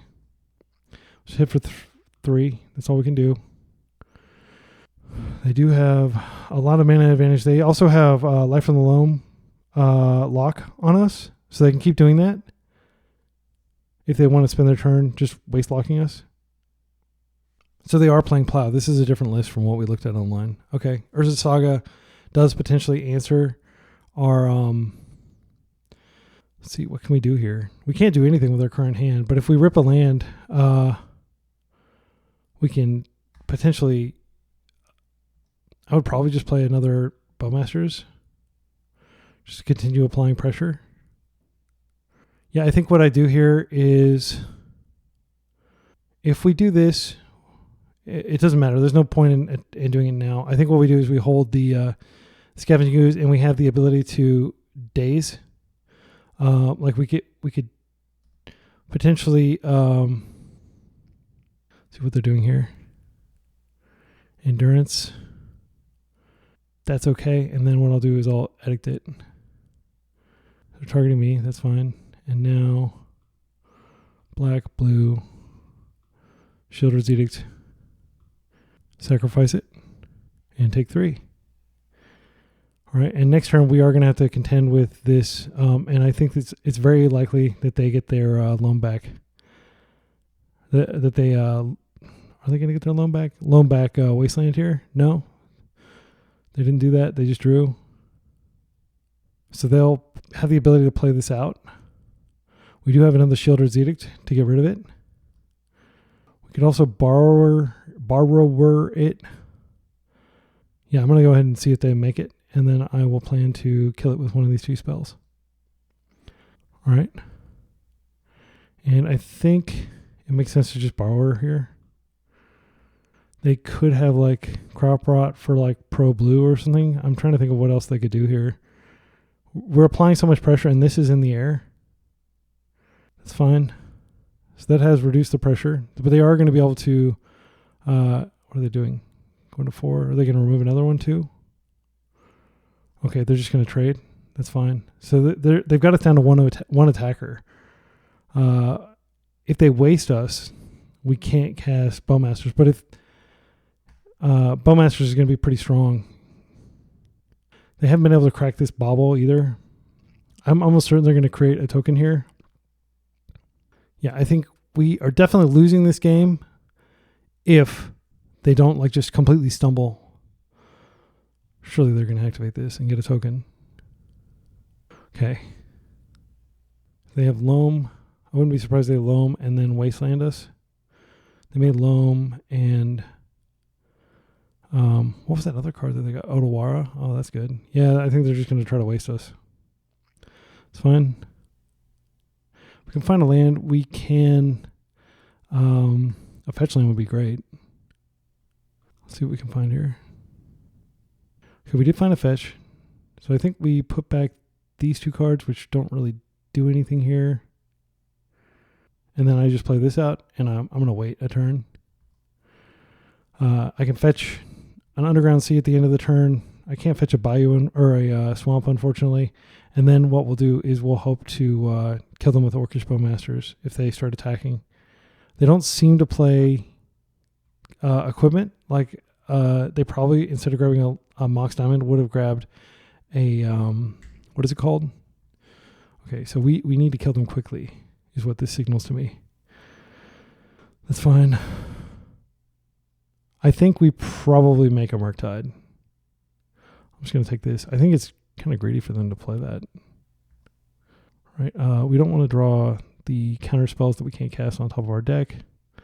We're going to go get... Oh, we could have gotten Undercity Sewers. I didn't think about that. I figured we already used it. Okay. So we drew a Daze anyway. All right, so what I think we do here, we can get rid of this. They can't waste us twice, so we can cast Murktide next turn. Yeah, I think we get rid of this, and that's going to provide more power on Murktide when we eventually use it. They could have like a Brainstorm, which would be devastating, but actually they can't cast it. I would love for them to forget and cast Brainstorm into this. I don't think they're going to make that amateur mistake, though. Okay. We're going to go into combat, and let's see if they ambush us again. They can definitely do that. They're definitely thinking like they have an endurance. Abrupt Decay. All right. That's fine with me. Next turn, I'm going to assume they're going to probably waste one of my lands, and then I'm just going to bring up the Murktide and hope that Murktide can both block and kill. Murktide will be quite big. It'll be one. Oh, they have a freaking... I think they have, what's it called, in hand, so they can counter my Murktide potentially. Depends on what they cast here. All right, I'm just going to let that happen. Okay, they're going to attack for 3. They could pump and attack for 4, so maybe they have something in hand. Or they're just not thinking about it. They want more flexibility. All right, I'm going to not get greedy, because getting greedy is a great way to lose here. So we're going to go 1, 2, 3, 4, 5. I don't think they have any rain animation effects. I'll keep 1 in the yard just in case. Like I can't think of a situation where it would be good. Okay, we've got a 6/6 flyer. I think we either win here or we don't. I wouldn't be surprised if they crack the bauble next turn. And if they do, that turns my days on. Yeah, that's fine. This is big, but unless they have the Shadow Spear, we're going to be able to overpower them. Shadow Spear would make this a 6/6. If they have Shadow Spear, I can probably safely concede. All right. The fact that they haven't conceded means that they do have stuff to interact with this. Okay, they're getting another Mox Diamond. What is this? A lot of colored mana. Oh yeah, Otawara. I forgot that they did have that. Yeah, I think we probably lost. I just totally forgot that because I was focused on the Bajuka Bog that they might have.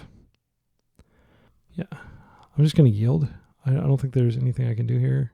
And I'm just going to let them use up some of their clock to get a little closer. Yeah, and there's the Wasteland. I mean, we were pretty close with the Bowmasters, but not going to be. Yep, I'm just going to pass. Then I'll yield through next turn too. They have to click a bunch of triggers because they have life from the loam in their graveyard and stuff. Yeah, if I had thought about the fact that they had that, I might have played out Bowmasters instead and just written Murktide off. Vexing Ball was pretty good in that game. All right, cards that I think are good here. Dress Down, definitely coming in. I think with the number of creatures in their deck, Dismember's not a bad card to play. They're playing Otawara. It makes me not think, and they're probably going to be mindful of my graveyard. So this is definitely a card I could board out. They have red mana. I mean, this isn't their list, but I presume they're bringing in some number of blasts, which makes me want Murktide even less. I think maybe we pull out Murktide. I do think we want to keep our tempo cards.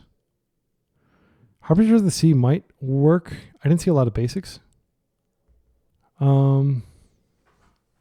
I mean, man, they have like a full-on like 4-color greed pile, maybe 5-color. Force doesn't seem that strong here. I think Spellbomb, if they're playing Loam, Spellbomb is pretty good. So I'm tempted to bring that in. Just cut these and cut maybe 8 days. Yeah, because if they're playing, yeah, I just don't want to get these stranded in my hand, and also going 1-for-1 against their deck seems like a bad idea. Days can potentially kind of like sneak in and stop something, so it's not the worst. All right, I'm going to do this. You could definitely argue for bringing in Surgical as well, but I don't really want to go down a card just to stop Loam. All right, this looks good. It's a turn 1 Tamiyo, and if they can't remove it, then I can flip her turn 2. If they do remove it, that's okay. I'm going to have more pressure following her.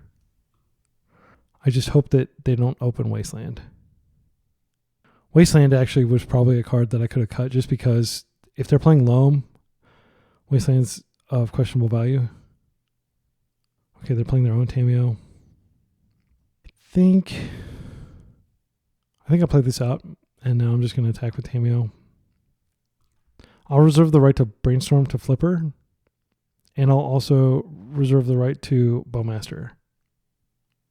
And unfortunately, I don't think I can afford to play on basics this game because I don't want to get wasted off of black or blue. It's fine. Surely they have a land in their 27 land deck. I want them to Brainstorm here to try to Flipper. That would be so sweet. Wasteland. I think Bowmasters Instep is fine. I'm going to do it. And then if they decide to crack their clue, I can benefit from that. They may have Brainstorm here, but they won't be able to use her plus ability. It's fine. And I think I do want to draw a card, so I don't think I use the Wasteland here because they just got so many lands. I don't think we're going to be able to get them off of that. But actually, you know what? I think I'm going to waste here and see what they do. They're going to float. I'll go to combat. And then I do have the Fatal Push.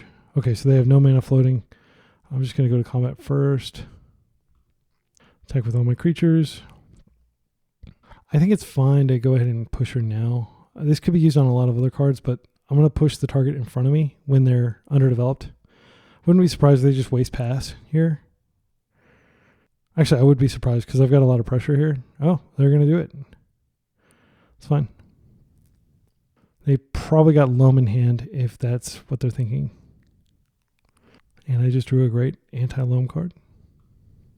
Let's go ahead and create some more stacks here. I definitely could have Brainstormed at some point. I don't think I actually had a big window. I could have Brainstormed instead of attacking Tamiyo, but I wanted to push damage. And I'm pretty glad to be pushing damage here.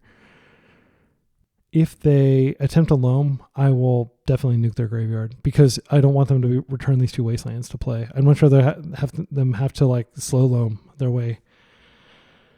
All right. We get a land. Thank goodness. All right, I'm just going to attack. Now they could definitely play. I think I just need to reactively use this Brainstorm. I'm not going to proactively use it. Okay, they didn't use any mana there. I assume they're playing some number of Orcish Bowmasters themselves, but they may not be. But Orcish Bowmasters is definitely a dangerous card here. That's fine. If they loam, I'm going to exile their graveyard and draw a card. And I probably will be fetching a blue source here. That's fine.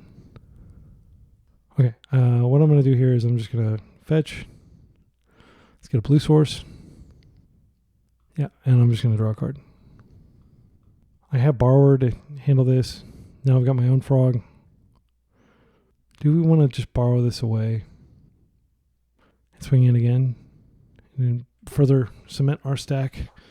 The alternative, I think I like doing that because then we can borrow it away and we can plus and we can have like, yeah, I think that's the tempo play here. Okay, I'm going to attack with everything. All right, and now I'm just going to go ahead and fetch an Underground Sea, and I do think I'll brainstorm and flip her because like I do want to plus her and start getting her toward her destiny. This, if we can resolve this Harbinger, it's going to be so good. But I'm actually kind of scared almost to resolve it because I don't have a swamp. I think I put this back just in case they just make me discard it. Yeah, I'll go for a Harbinger of the Sea if the opportunity presents itself. So we're going to flip her. +2. Pass. I think they're likely to replay their frog, which now I have a push for. And I'll push it. I'm not going to attempt to Harbinger until I've removed frog from play, because frog can solo me. It's crazy that they're playing this 5-color deck that also has frog in addition to loam, but I guess frog and loam do have synergy. Okay, where's the saga? If they don't play the frog, I'm heavily incentivized. Oof, can that kill me? I think I need to kill that. As much as I want to just kill that, that loam that they just played, I do want to kill. Yeah, let's see. Is there anything I can bring back from my graveyard? I don't think so. What I'm going to do here. So I'm just going to crack a clue instead of cracking a land, just because I want something to go to my graveyard. All right, and now I'm going to just push this. And I think I plus. And then next turn, I can potentially return the... I can return a Fatal Push if I need to get rid of a frog. They're not going to be able to frog and play a Construct next turn, though. I just want them to tap it and play something, and then I'll slam the Harbinger. Because I think, well... Yeah, if they, I mean, the thing about frog, and the thing I can understand why people want to get it banned, is if frog is in play, you just can't do anything. Basically, like, I can't cast Harbinger of the Seas knowing that they're going to have a frog. It invalidates my aggro plan. Even if I draw a whole bunch of cards, like, I have to find my swamp. Okay. Well, I'm going to nuke their graveyard. And my Tamiyo's dead. All right, and now I can cast Harbinger, and the game should be over. And I think they'll probably scoop to this. Okay, they didn't scoop, so I'm going to continue beating face. I have Borrower on deck to come in and help me accelerate the clock. I'm not sure how many basics they play, but they may just be taking an extra draw. They can take a draw off the clue, too. That'll trigger this, though. They could have Dismember, but again, like Dismember, they're losing 4 life and they're dead on board if they have that. Okay, wow. That was very exciting. I guess they really didn't want me to ultimate. It wasn't a bad use of that card. I just had them in a tight spot, and that's what this deck does, is it gets them in a tight spot. So I think we take out the daisies on the draw, and we can bring in... I don't think Consign to Memory is good. I think... Force Negation does stop loam. Oh, we're going to bring our Murktides back in. Again, not like a super high impact play, but yeah, I think just to have another way to close the game, especially if we get a Harbinger of the Sea into play, we need ways to close the game that don't involve black. So I do think Murktide or Orcish Bowmaster did some work there. So this is one of those hands that has been, screwing me up. I think we pitch this back. I just don't think it's strong enough. This is much stronger. We can put back the redundant Tamiyo, and we can potentially play on basics. So turn 1, I'm going to go get an island. Turn 2, I'm going to, turn 2, I'm going to go get a swamp. All right. Happy to have that card out of the way, although it can end up in their graveyard somehow and then be brought back. All right, we drew another land, which I'm not going to complain about against all their wastelands and their wasteland recursion. All right, so I'm going to start with island, and then I'm going to go ahead and play Tamiyo, and I'll pass. And I think likely they'll have a way to remove her. Mox Diamond, discarding Wasteland. Wasteland is not the plan. They're down to 3 cards. Orcish Bowmasters may pull some weight here. All right, I think I attack here, and I could definitely borrow the Mox back to hand. Endurance is fine. I'm just going to, I think I edict it. Yeah, I'll wait for that to trigger. And now I'm going to just go get my swamp. Edict is good to use when they don't have anything on the table because they can potentially instant speed go get like that Dryad Arbor. All right, we got our clue. They're down to 2 cards in hand. I did want to borrow the Mox back to hand because I know they have a very greedy mana base, but that'll have to wait. Got to keep Tamiyo alive. Okay, that sucks because they can just bounce. Knight is unfortunate. It's a very strong card. Yeah, and I think likely they're just going to bounce this back to my hand. Okay, so Tamiyo route to victory is probably turned off now. I would love to find a Fatal Push. Murktide Region isn't the worst. I'm trying to think what they can find with this. Can we get Murktide into play? So we can go 1, 2, 3, 4. I don't think we can. I don't think it's worth wasting them. Oh, wait, we could waste and then we could just recast. That's not the best, though. Wasteland, that does get a card into our graveyard.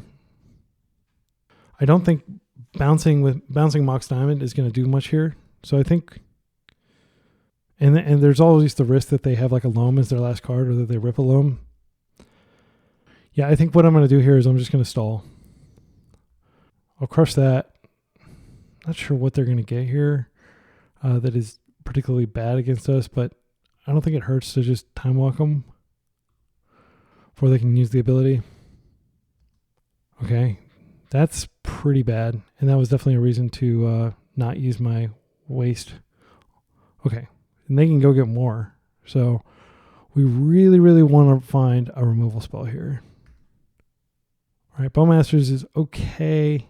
So I think we cracked the clue, and we hope that it's Fatal Push. We do have 4 Fatal Pushes in our deck. Worst case scenario, we could go get Underground Sea. We could recast Tamiyo. Yeah, let's see what we do here. Okay, Borrower doesn't do it. So what I'm going to do here is I'm going to go get Underground Sea, and I'm going to recast Tamiyo, and then I'm going to hope that they don't have the presence of mind to wipe our graveyard, which just keeps this very tiny Murktide out of play, but it would be annoying. We have Borrower to hit one of their tokens, but unless we deal with this Knight of the Reliquary, it's going to run away with the game. It's a very powerful 3-drop. If we rip a land, what we could do is we could potentially Borrower the diamond back to hand and then Orcish Bowmaster the Urza Saga construct. That's not like a very good play though. What we really need to do is get this knight back out of play. I don't think a 4/4 Murktide is going to do it when they've already got a 4/4 knight though. I think we need to wait on the Murktide until we have a few more cards in our graveyard. And I wouldn't be opposed to shuffling it back because one of these cards they have in hand could be a Red Blast, which would just, be crushing. This card I'm most worried about, though, is definitely Life from the Loam here. Okay, they're not attacking.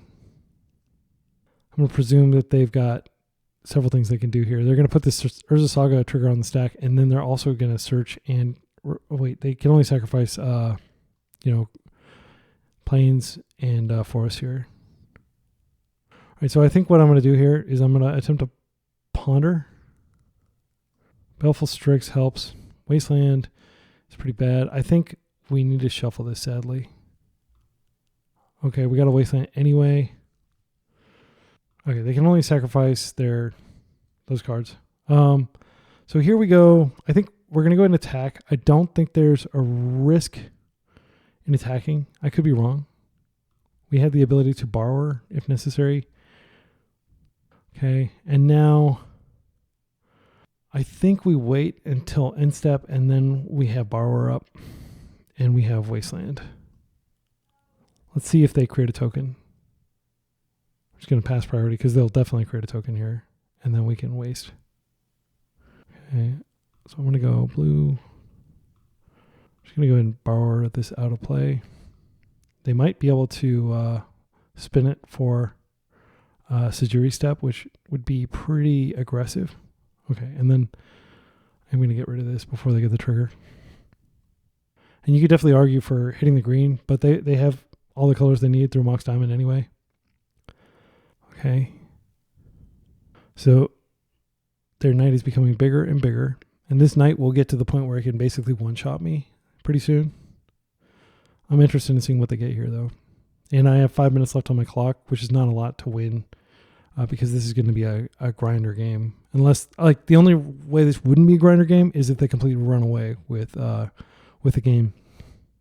Okay, so they're just getting a surveil trigger, which is probably the best case scenario. That means they don't have any, like, explosive thing in hand. Okay, they kept the top. Probably a removal spell. Okay, this guy again, who can exile graveyard cards, become pretty big. They're not going to attack. Okay.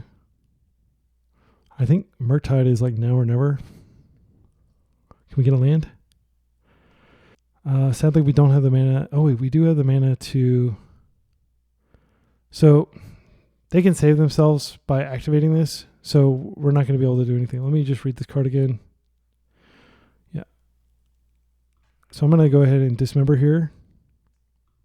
They'll be able to exile one card from my deck, my graveyard. But I'm hoping that they exile a land or something. Okay. So they're going to try to protect it. Yeah, it's definitely something we knew that they could do. They're going to... Oh, okay. I haven't seen this card as the tech for doing this in a while. All right, we just gave up a lot of life to do this. What are they doing here? They're going to exile our Shielder's Edict. And they're probably going to exile another card as well. Yep, and now with that, just like that, our powerful 5/5 is reduced to a measly 3/3. It's not going to do a lot against them. I'm feeling pretty dead. Okay, and now I think we attack. I don't know what we do. I don't feel like playing Murktide is a particularly powerful play, but I think it's better than playing Orcish Bowmasters. And it's probably more powerful than drawing a card here. Because we would have to draw... We're not going to draw both a land and a removal spell. Yeah, I'm just going to play it out while we have a chance to do so. 1, 2, 3, 4, 5. Our graveyard is gone. We have a 4/4 flyer. We have 3 minutes and 48 seconds on our clock. And we're going to pass. Yeah, flipping her is dangerous because they have so much pressure already. This could potentially become a 7/7. Oh yeah, we're just dead on board, aren't we? Because they can do that and then they can attack. So what they're going to do is they're going to give it trample ability because they've got 1, 2, 3, and they need how many cards? 4 or more card types. Okay, so the only type they have is instant sorcery, land creature. Yeah, they can do it. I have to block or I'm dead. It sucks. Yeah, and they're going to go ahead and give a trample, and we're going to take a lot of additional damage. But we don't have a choice. It's a forced block. Yeah, here's the 7/7. Okay, and we're at 4 life. And they have even more stuff they're going to do here. Yeah, I get the Soul Cauldron. There's not really any activated ability that's relevant here, but they can remove cards from our graveyard. I'm trying to think of what we could draw here that could matter. Shielder's Edict kills one of these, but it doesn't kill both. And if we shield our Zedic, we can't do anything else. We could chump. I feel like we're dead. I mean, I could just draw a card just to see what it would be. Brainstorm. Yeah, I thoughtlessly tapped out of Brainstorm mana. Yeah, good games.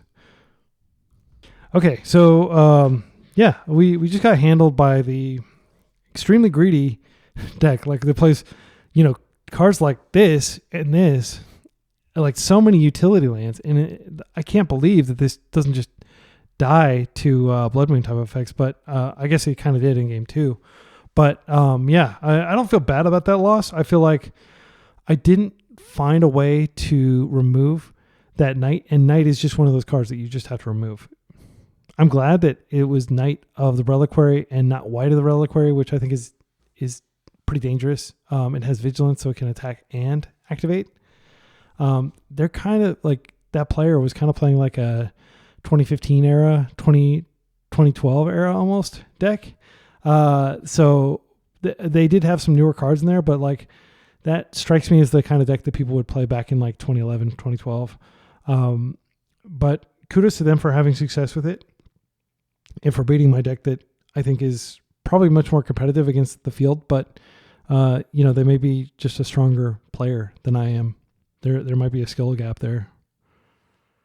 All right, final round. We are up against a player who's likely playing an unfair deck, either Beseech Storm or Doomsday. Or Reanimator, and when they play Reanimator, they play Rescaminator. So I think this is a strong keep, given it has Force of Will. It has some disruption. I would like to have an additional land, but I'm definitely going to keep this. We've got 2 blue cards, 2 force. Okay, I don't have anything to do initially, and I don't want to subject my only card to a Wasteland, just in case they are playing like Delver or something like that. So I'm going to park that Wasteland out there. All right, we got motion. They are fetching a island. Okay, which makes sense since I played that out. All right, they're pondering. So assuming they're not playing Days, I think Orcish Bowmasters will be good here. And I'm planning to pitch these other cards to force and just apply pressure with Bowmasters if they are indeed a combo deck. I'm going to go ahead and play this out now. And my reasoning is they won't be able to respond with a Brainstorm or some sort of cantrip. Days. Knowing what I know about their deck, I'm just going to let this happen. Do I? Yep. And then I've got a second one. So they're probably going to be able to get another cantrip off. Because if they are a combo deck, like, you don't want to be forcing through cards like Orcish Bowmasters. You want to be forcing on their Doomsday or whatever unfair enabler they have. They're probably getting a basic swamp. I'm definitely getting... Oh, okay. Never mind. Yeah, they can see my hand. They're probably going to... Now they know what to play around. And I'll just stick a Bowmasters next turn. Since they won't have Days protection. They'll probably take one of my Force of Wills.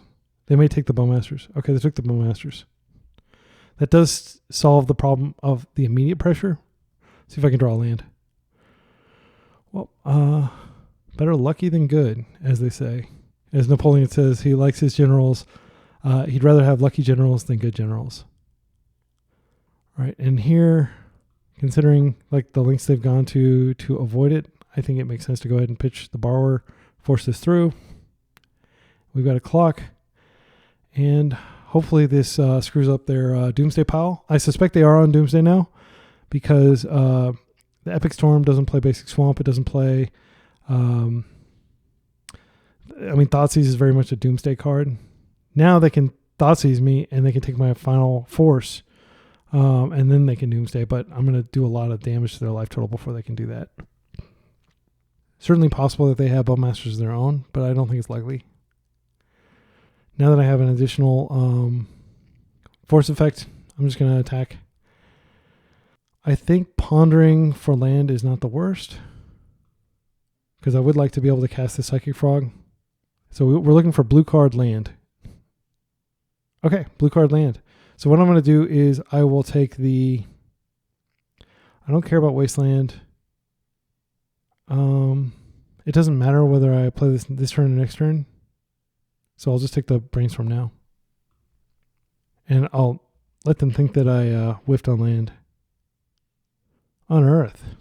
What are they returning to play? Oh, they're just cycling it? Yeah, that's fine. And that will be 1 life, please. So yeah, this is a Doomsday card for sure. There's no mystery as to what we're playing against, and I feel favored right now. Fixing Bobble. It's fine. All right. So I don't think they're likely to ever crack this Bobble. I think I'm going to just start by attacking. I kind of like the ability to ponder into, or to brainstorm into a daze.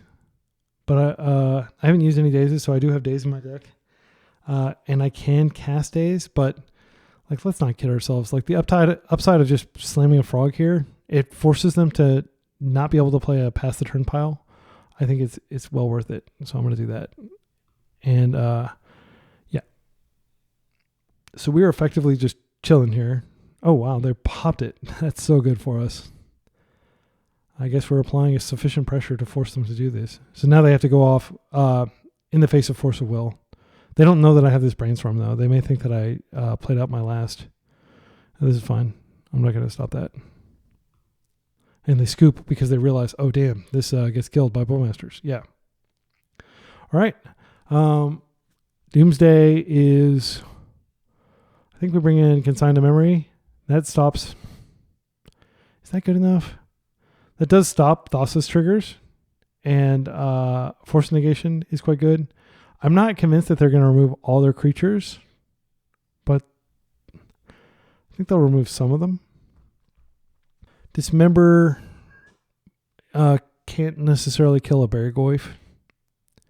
I like the Shieldred's Edict just because it's like definitively going to kill. Are there any other cards we want to board in?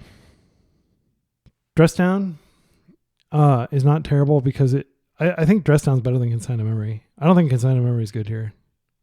So I think I take Consign to Memory out and then I can bring back in one of these. If it's a Shieldred, Dismember is a more definitive way to remove it. And a Murktide. Yeah, I like this like unconditional let's kill, but it's important to note that Dismember can't necessarily kill Frog, and they're probably playing Frog. So here's what I think I'm going to do. I think I'm going to board these in. I think I'm going to board out these negations. I don't think that that's the way to win. And then we'll board one more in. Yeah. Yeah, I mean, against contemporary Doomsday, you just don't have that much that you need to do. So we're literally boarding in a Dress Down. That's it. But I do think that Daze is live here. I'm not going to board it out. Brazen Borrower might be the worst card. It's a blue card. Yeah, I think I'm going to go like this. Because Dress Downing is quite powerful. If you're up against, for example, like you can Dress Down to remove the Death Touch from a Baleful Strix. You can Dress Down to stop the trigger, the draw trigger. And of course, you can Dress Down to stop a Thassa's Oracle trigger. So this is going to be mulliganed. This is a keep. And we will put back one. I think I just put back this island. I don't expect any Harbinger of the Seas. Okay, the open island. Fixing Bobble's fine. All right, so I'm going to get my Surveil land here. Bowmasters is a great draw. Brainstorm, nothing I can do to stop that. Smart of them to get it out of the way. All right, so they only have one land in their Brainstorm locked. That is very good news. And at this point, I think we just start applying pressure. I don't need a land. Oh yeah, they can't daze me. So I can just play this now. And I shall. Yeah. And now even if they crack Bobble, they're going to be taking damage. It's going to be very hard for them to dig out of their Brainstorm lock. I just feel like I got extremely lucky there. The passing. Okay. I could definitely play the Frog, or I could just... I mean, Frog is what's going to spiral the most now that I have Bowmasters out to punish cantrips. You know what? I think I'm going to wait because I think there's a chance they're going to crack this Bobble and step. and then I can get extra Bowmasters triggers from it. This should be the end of the game. They're going to take so much damage. Good games.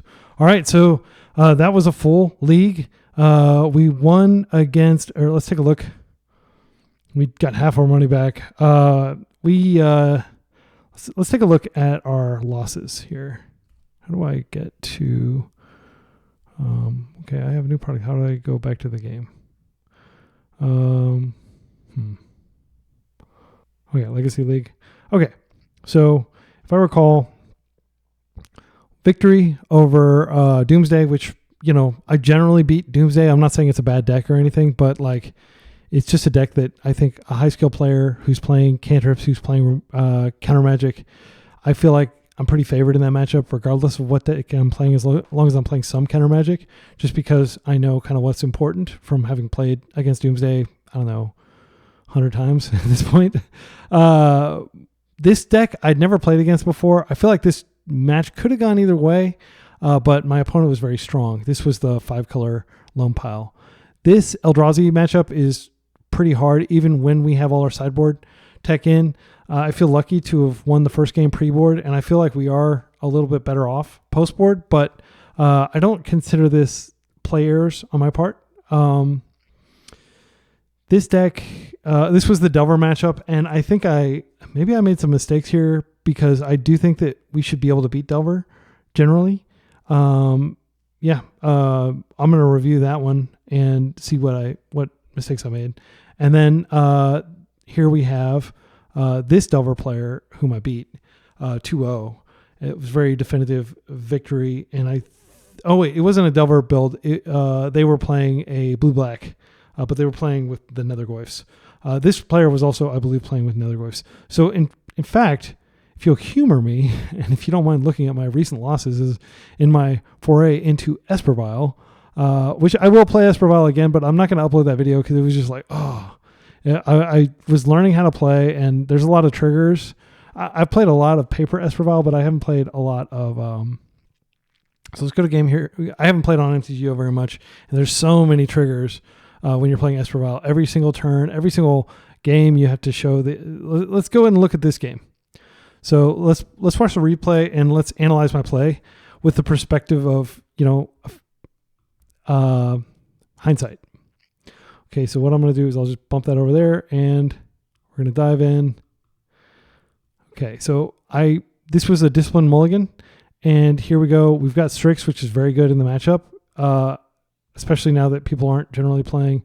Okay, so I think these games I lost where I didn't have enough fetches, and I definitely have played with Sink into Stupor before, but I don't think it's that great.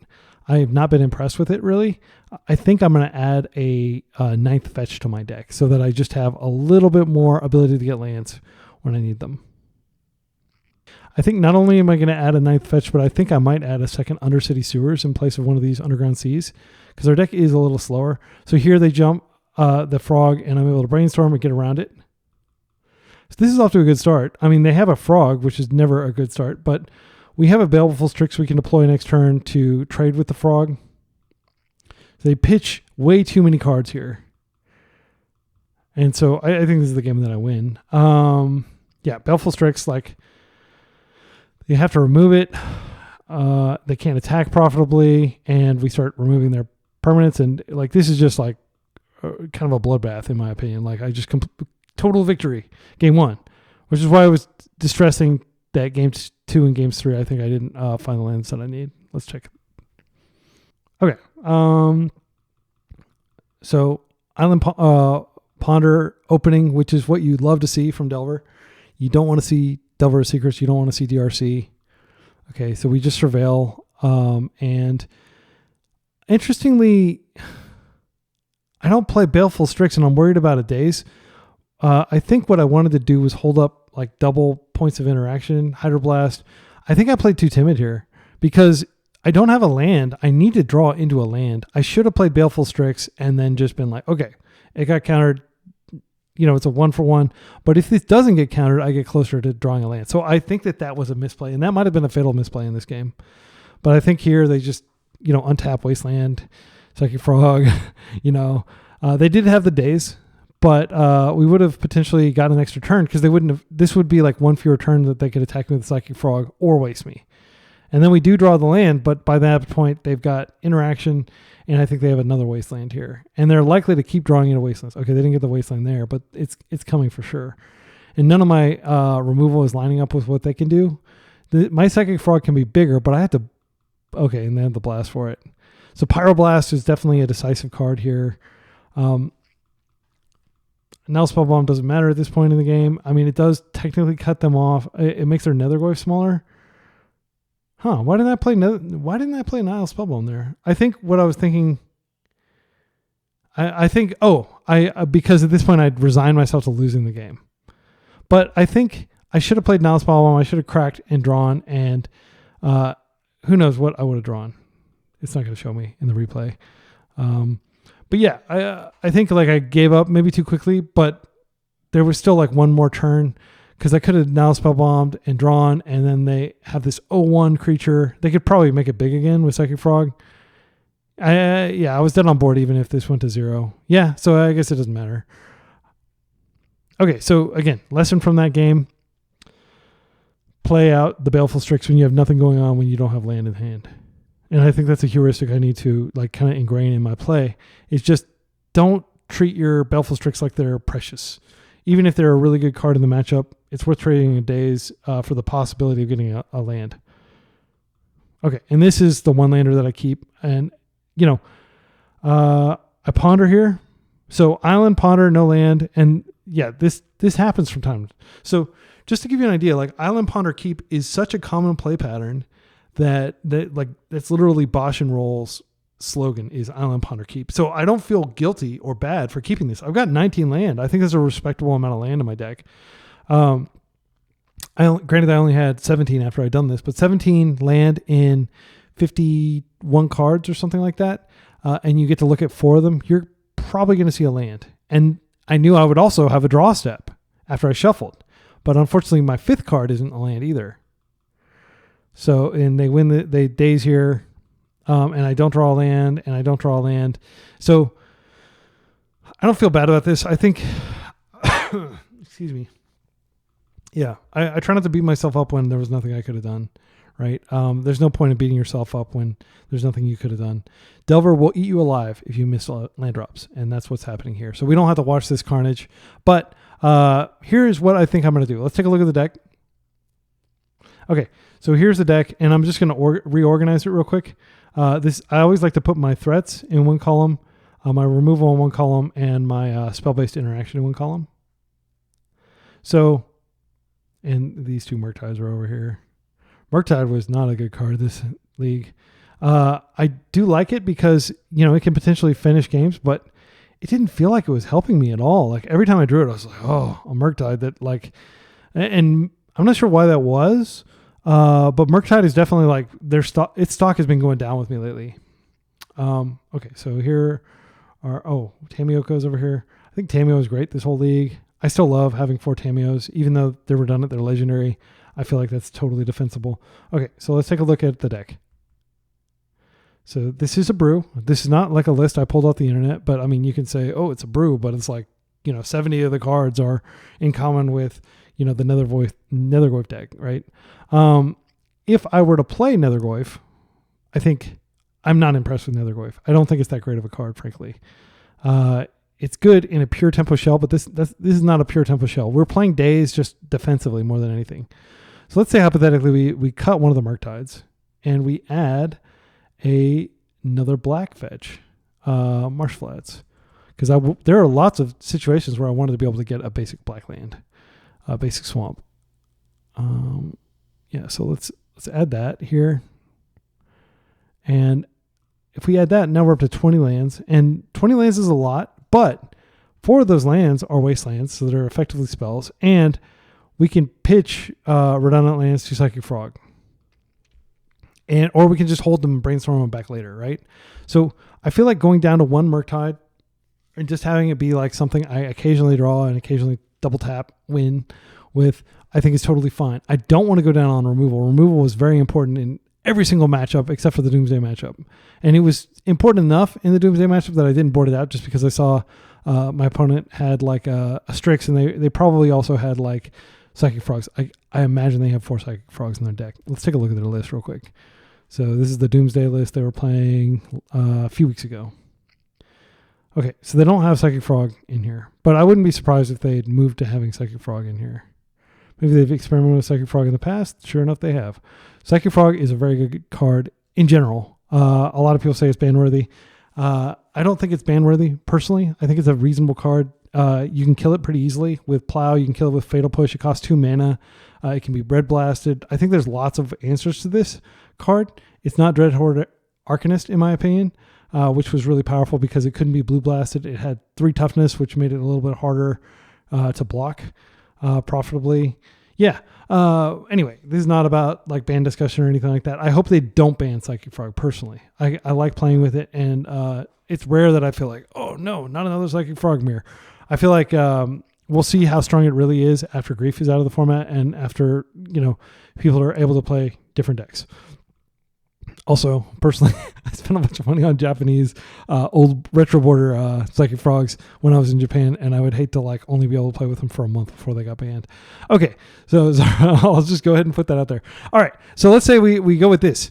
I think this is going to be a lot stronger because it's going to get mana screwed less often. Now, I could be eating my words. Oh, and the other thing I was going to do was I was going to get a second Undercity Sewers. Now, Undercity Sewers is like a 15-ticket card. I don't actually have any spare tickets right now.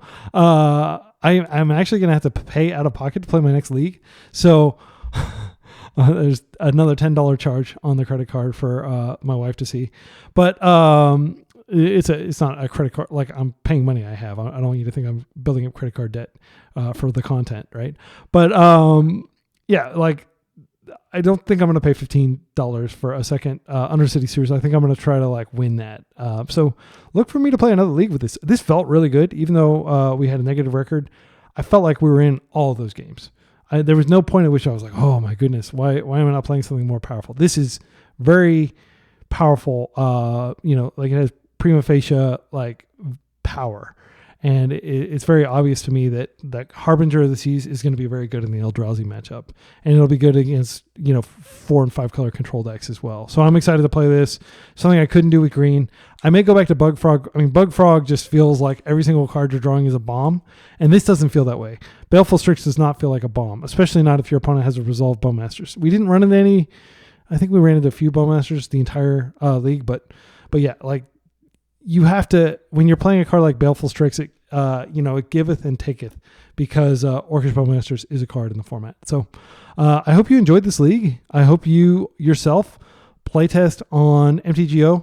I just want to shoot a message out there to those of you who play Legacy in paper and you're trying to get better by watching players like me, like the many other great players that publish videos regularly. I really enjoy watching like Punishing Waterfalls, for example. Even though he doesn't like articulate exactly what he's thinking, it's really cool to like watch his decision making. It's clear lots of high level decision making is happening. He just doesn't articulate everything.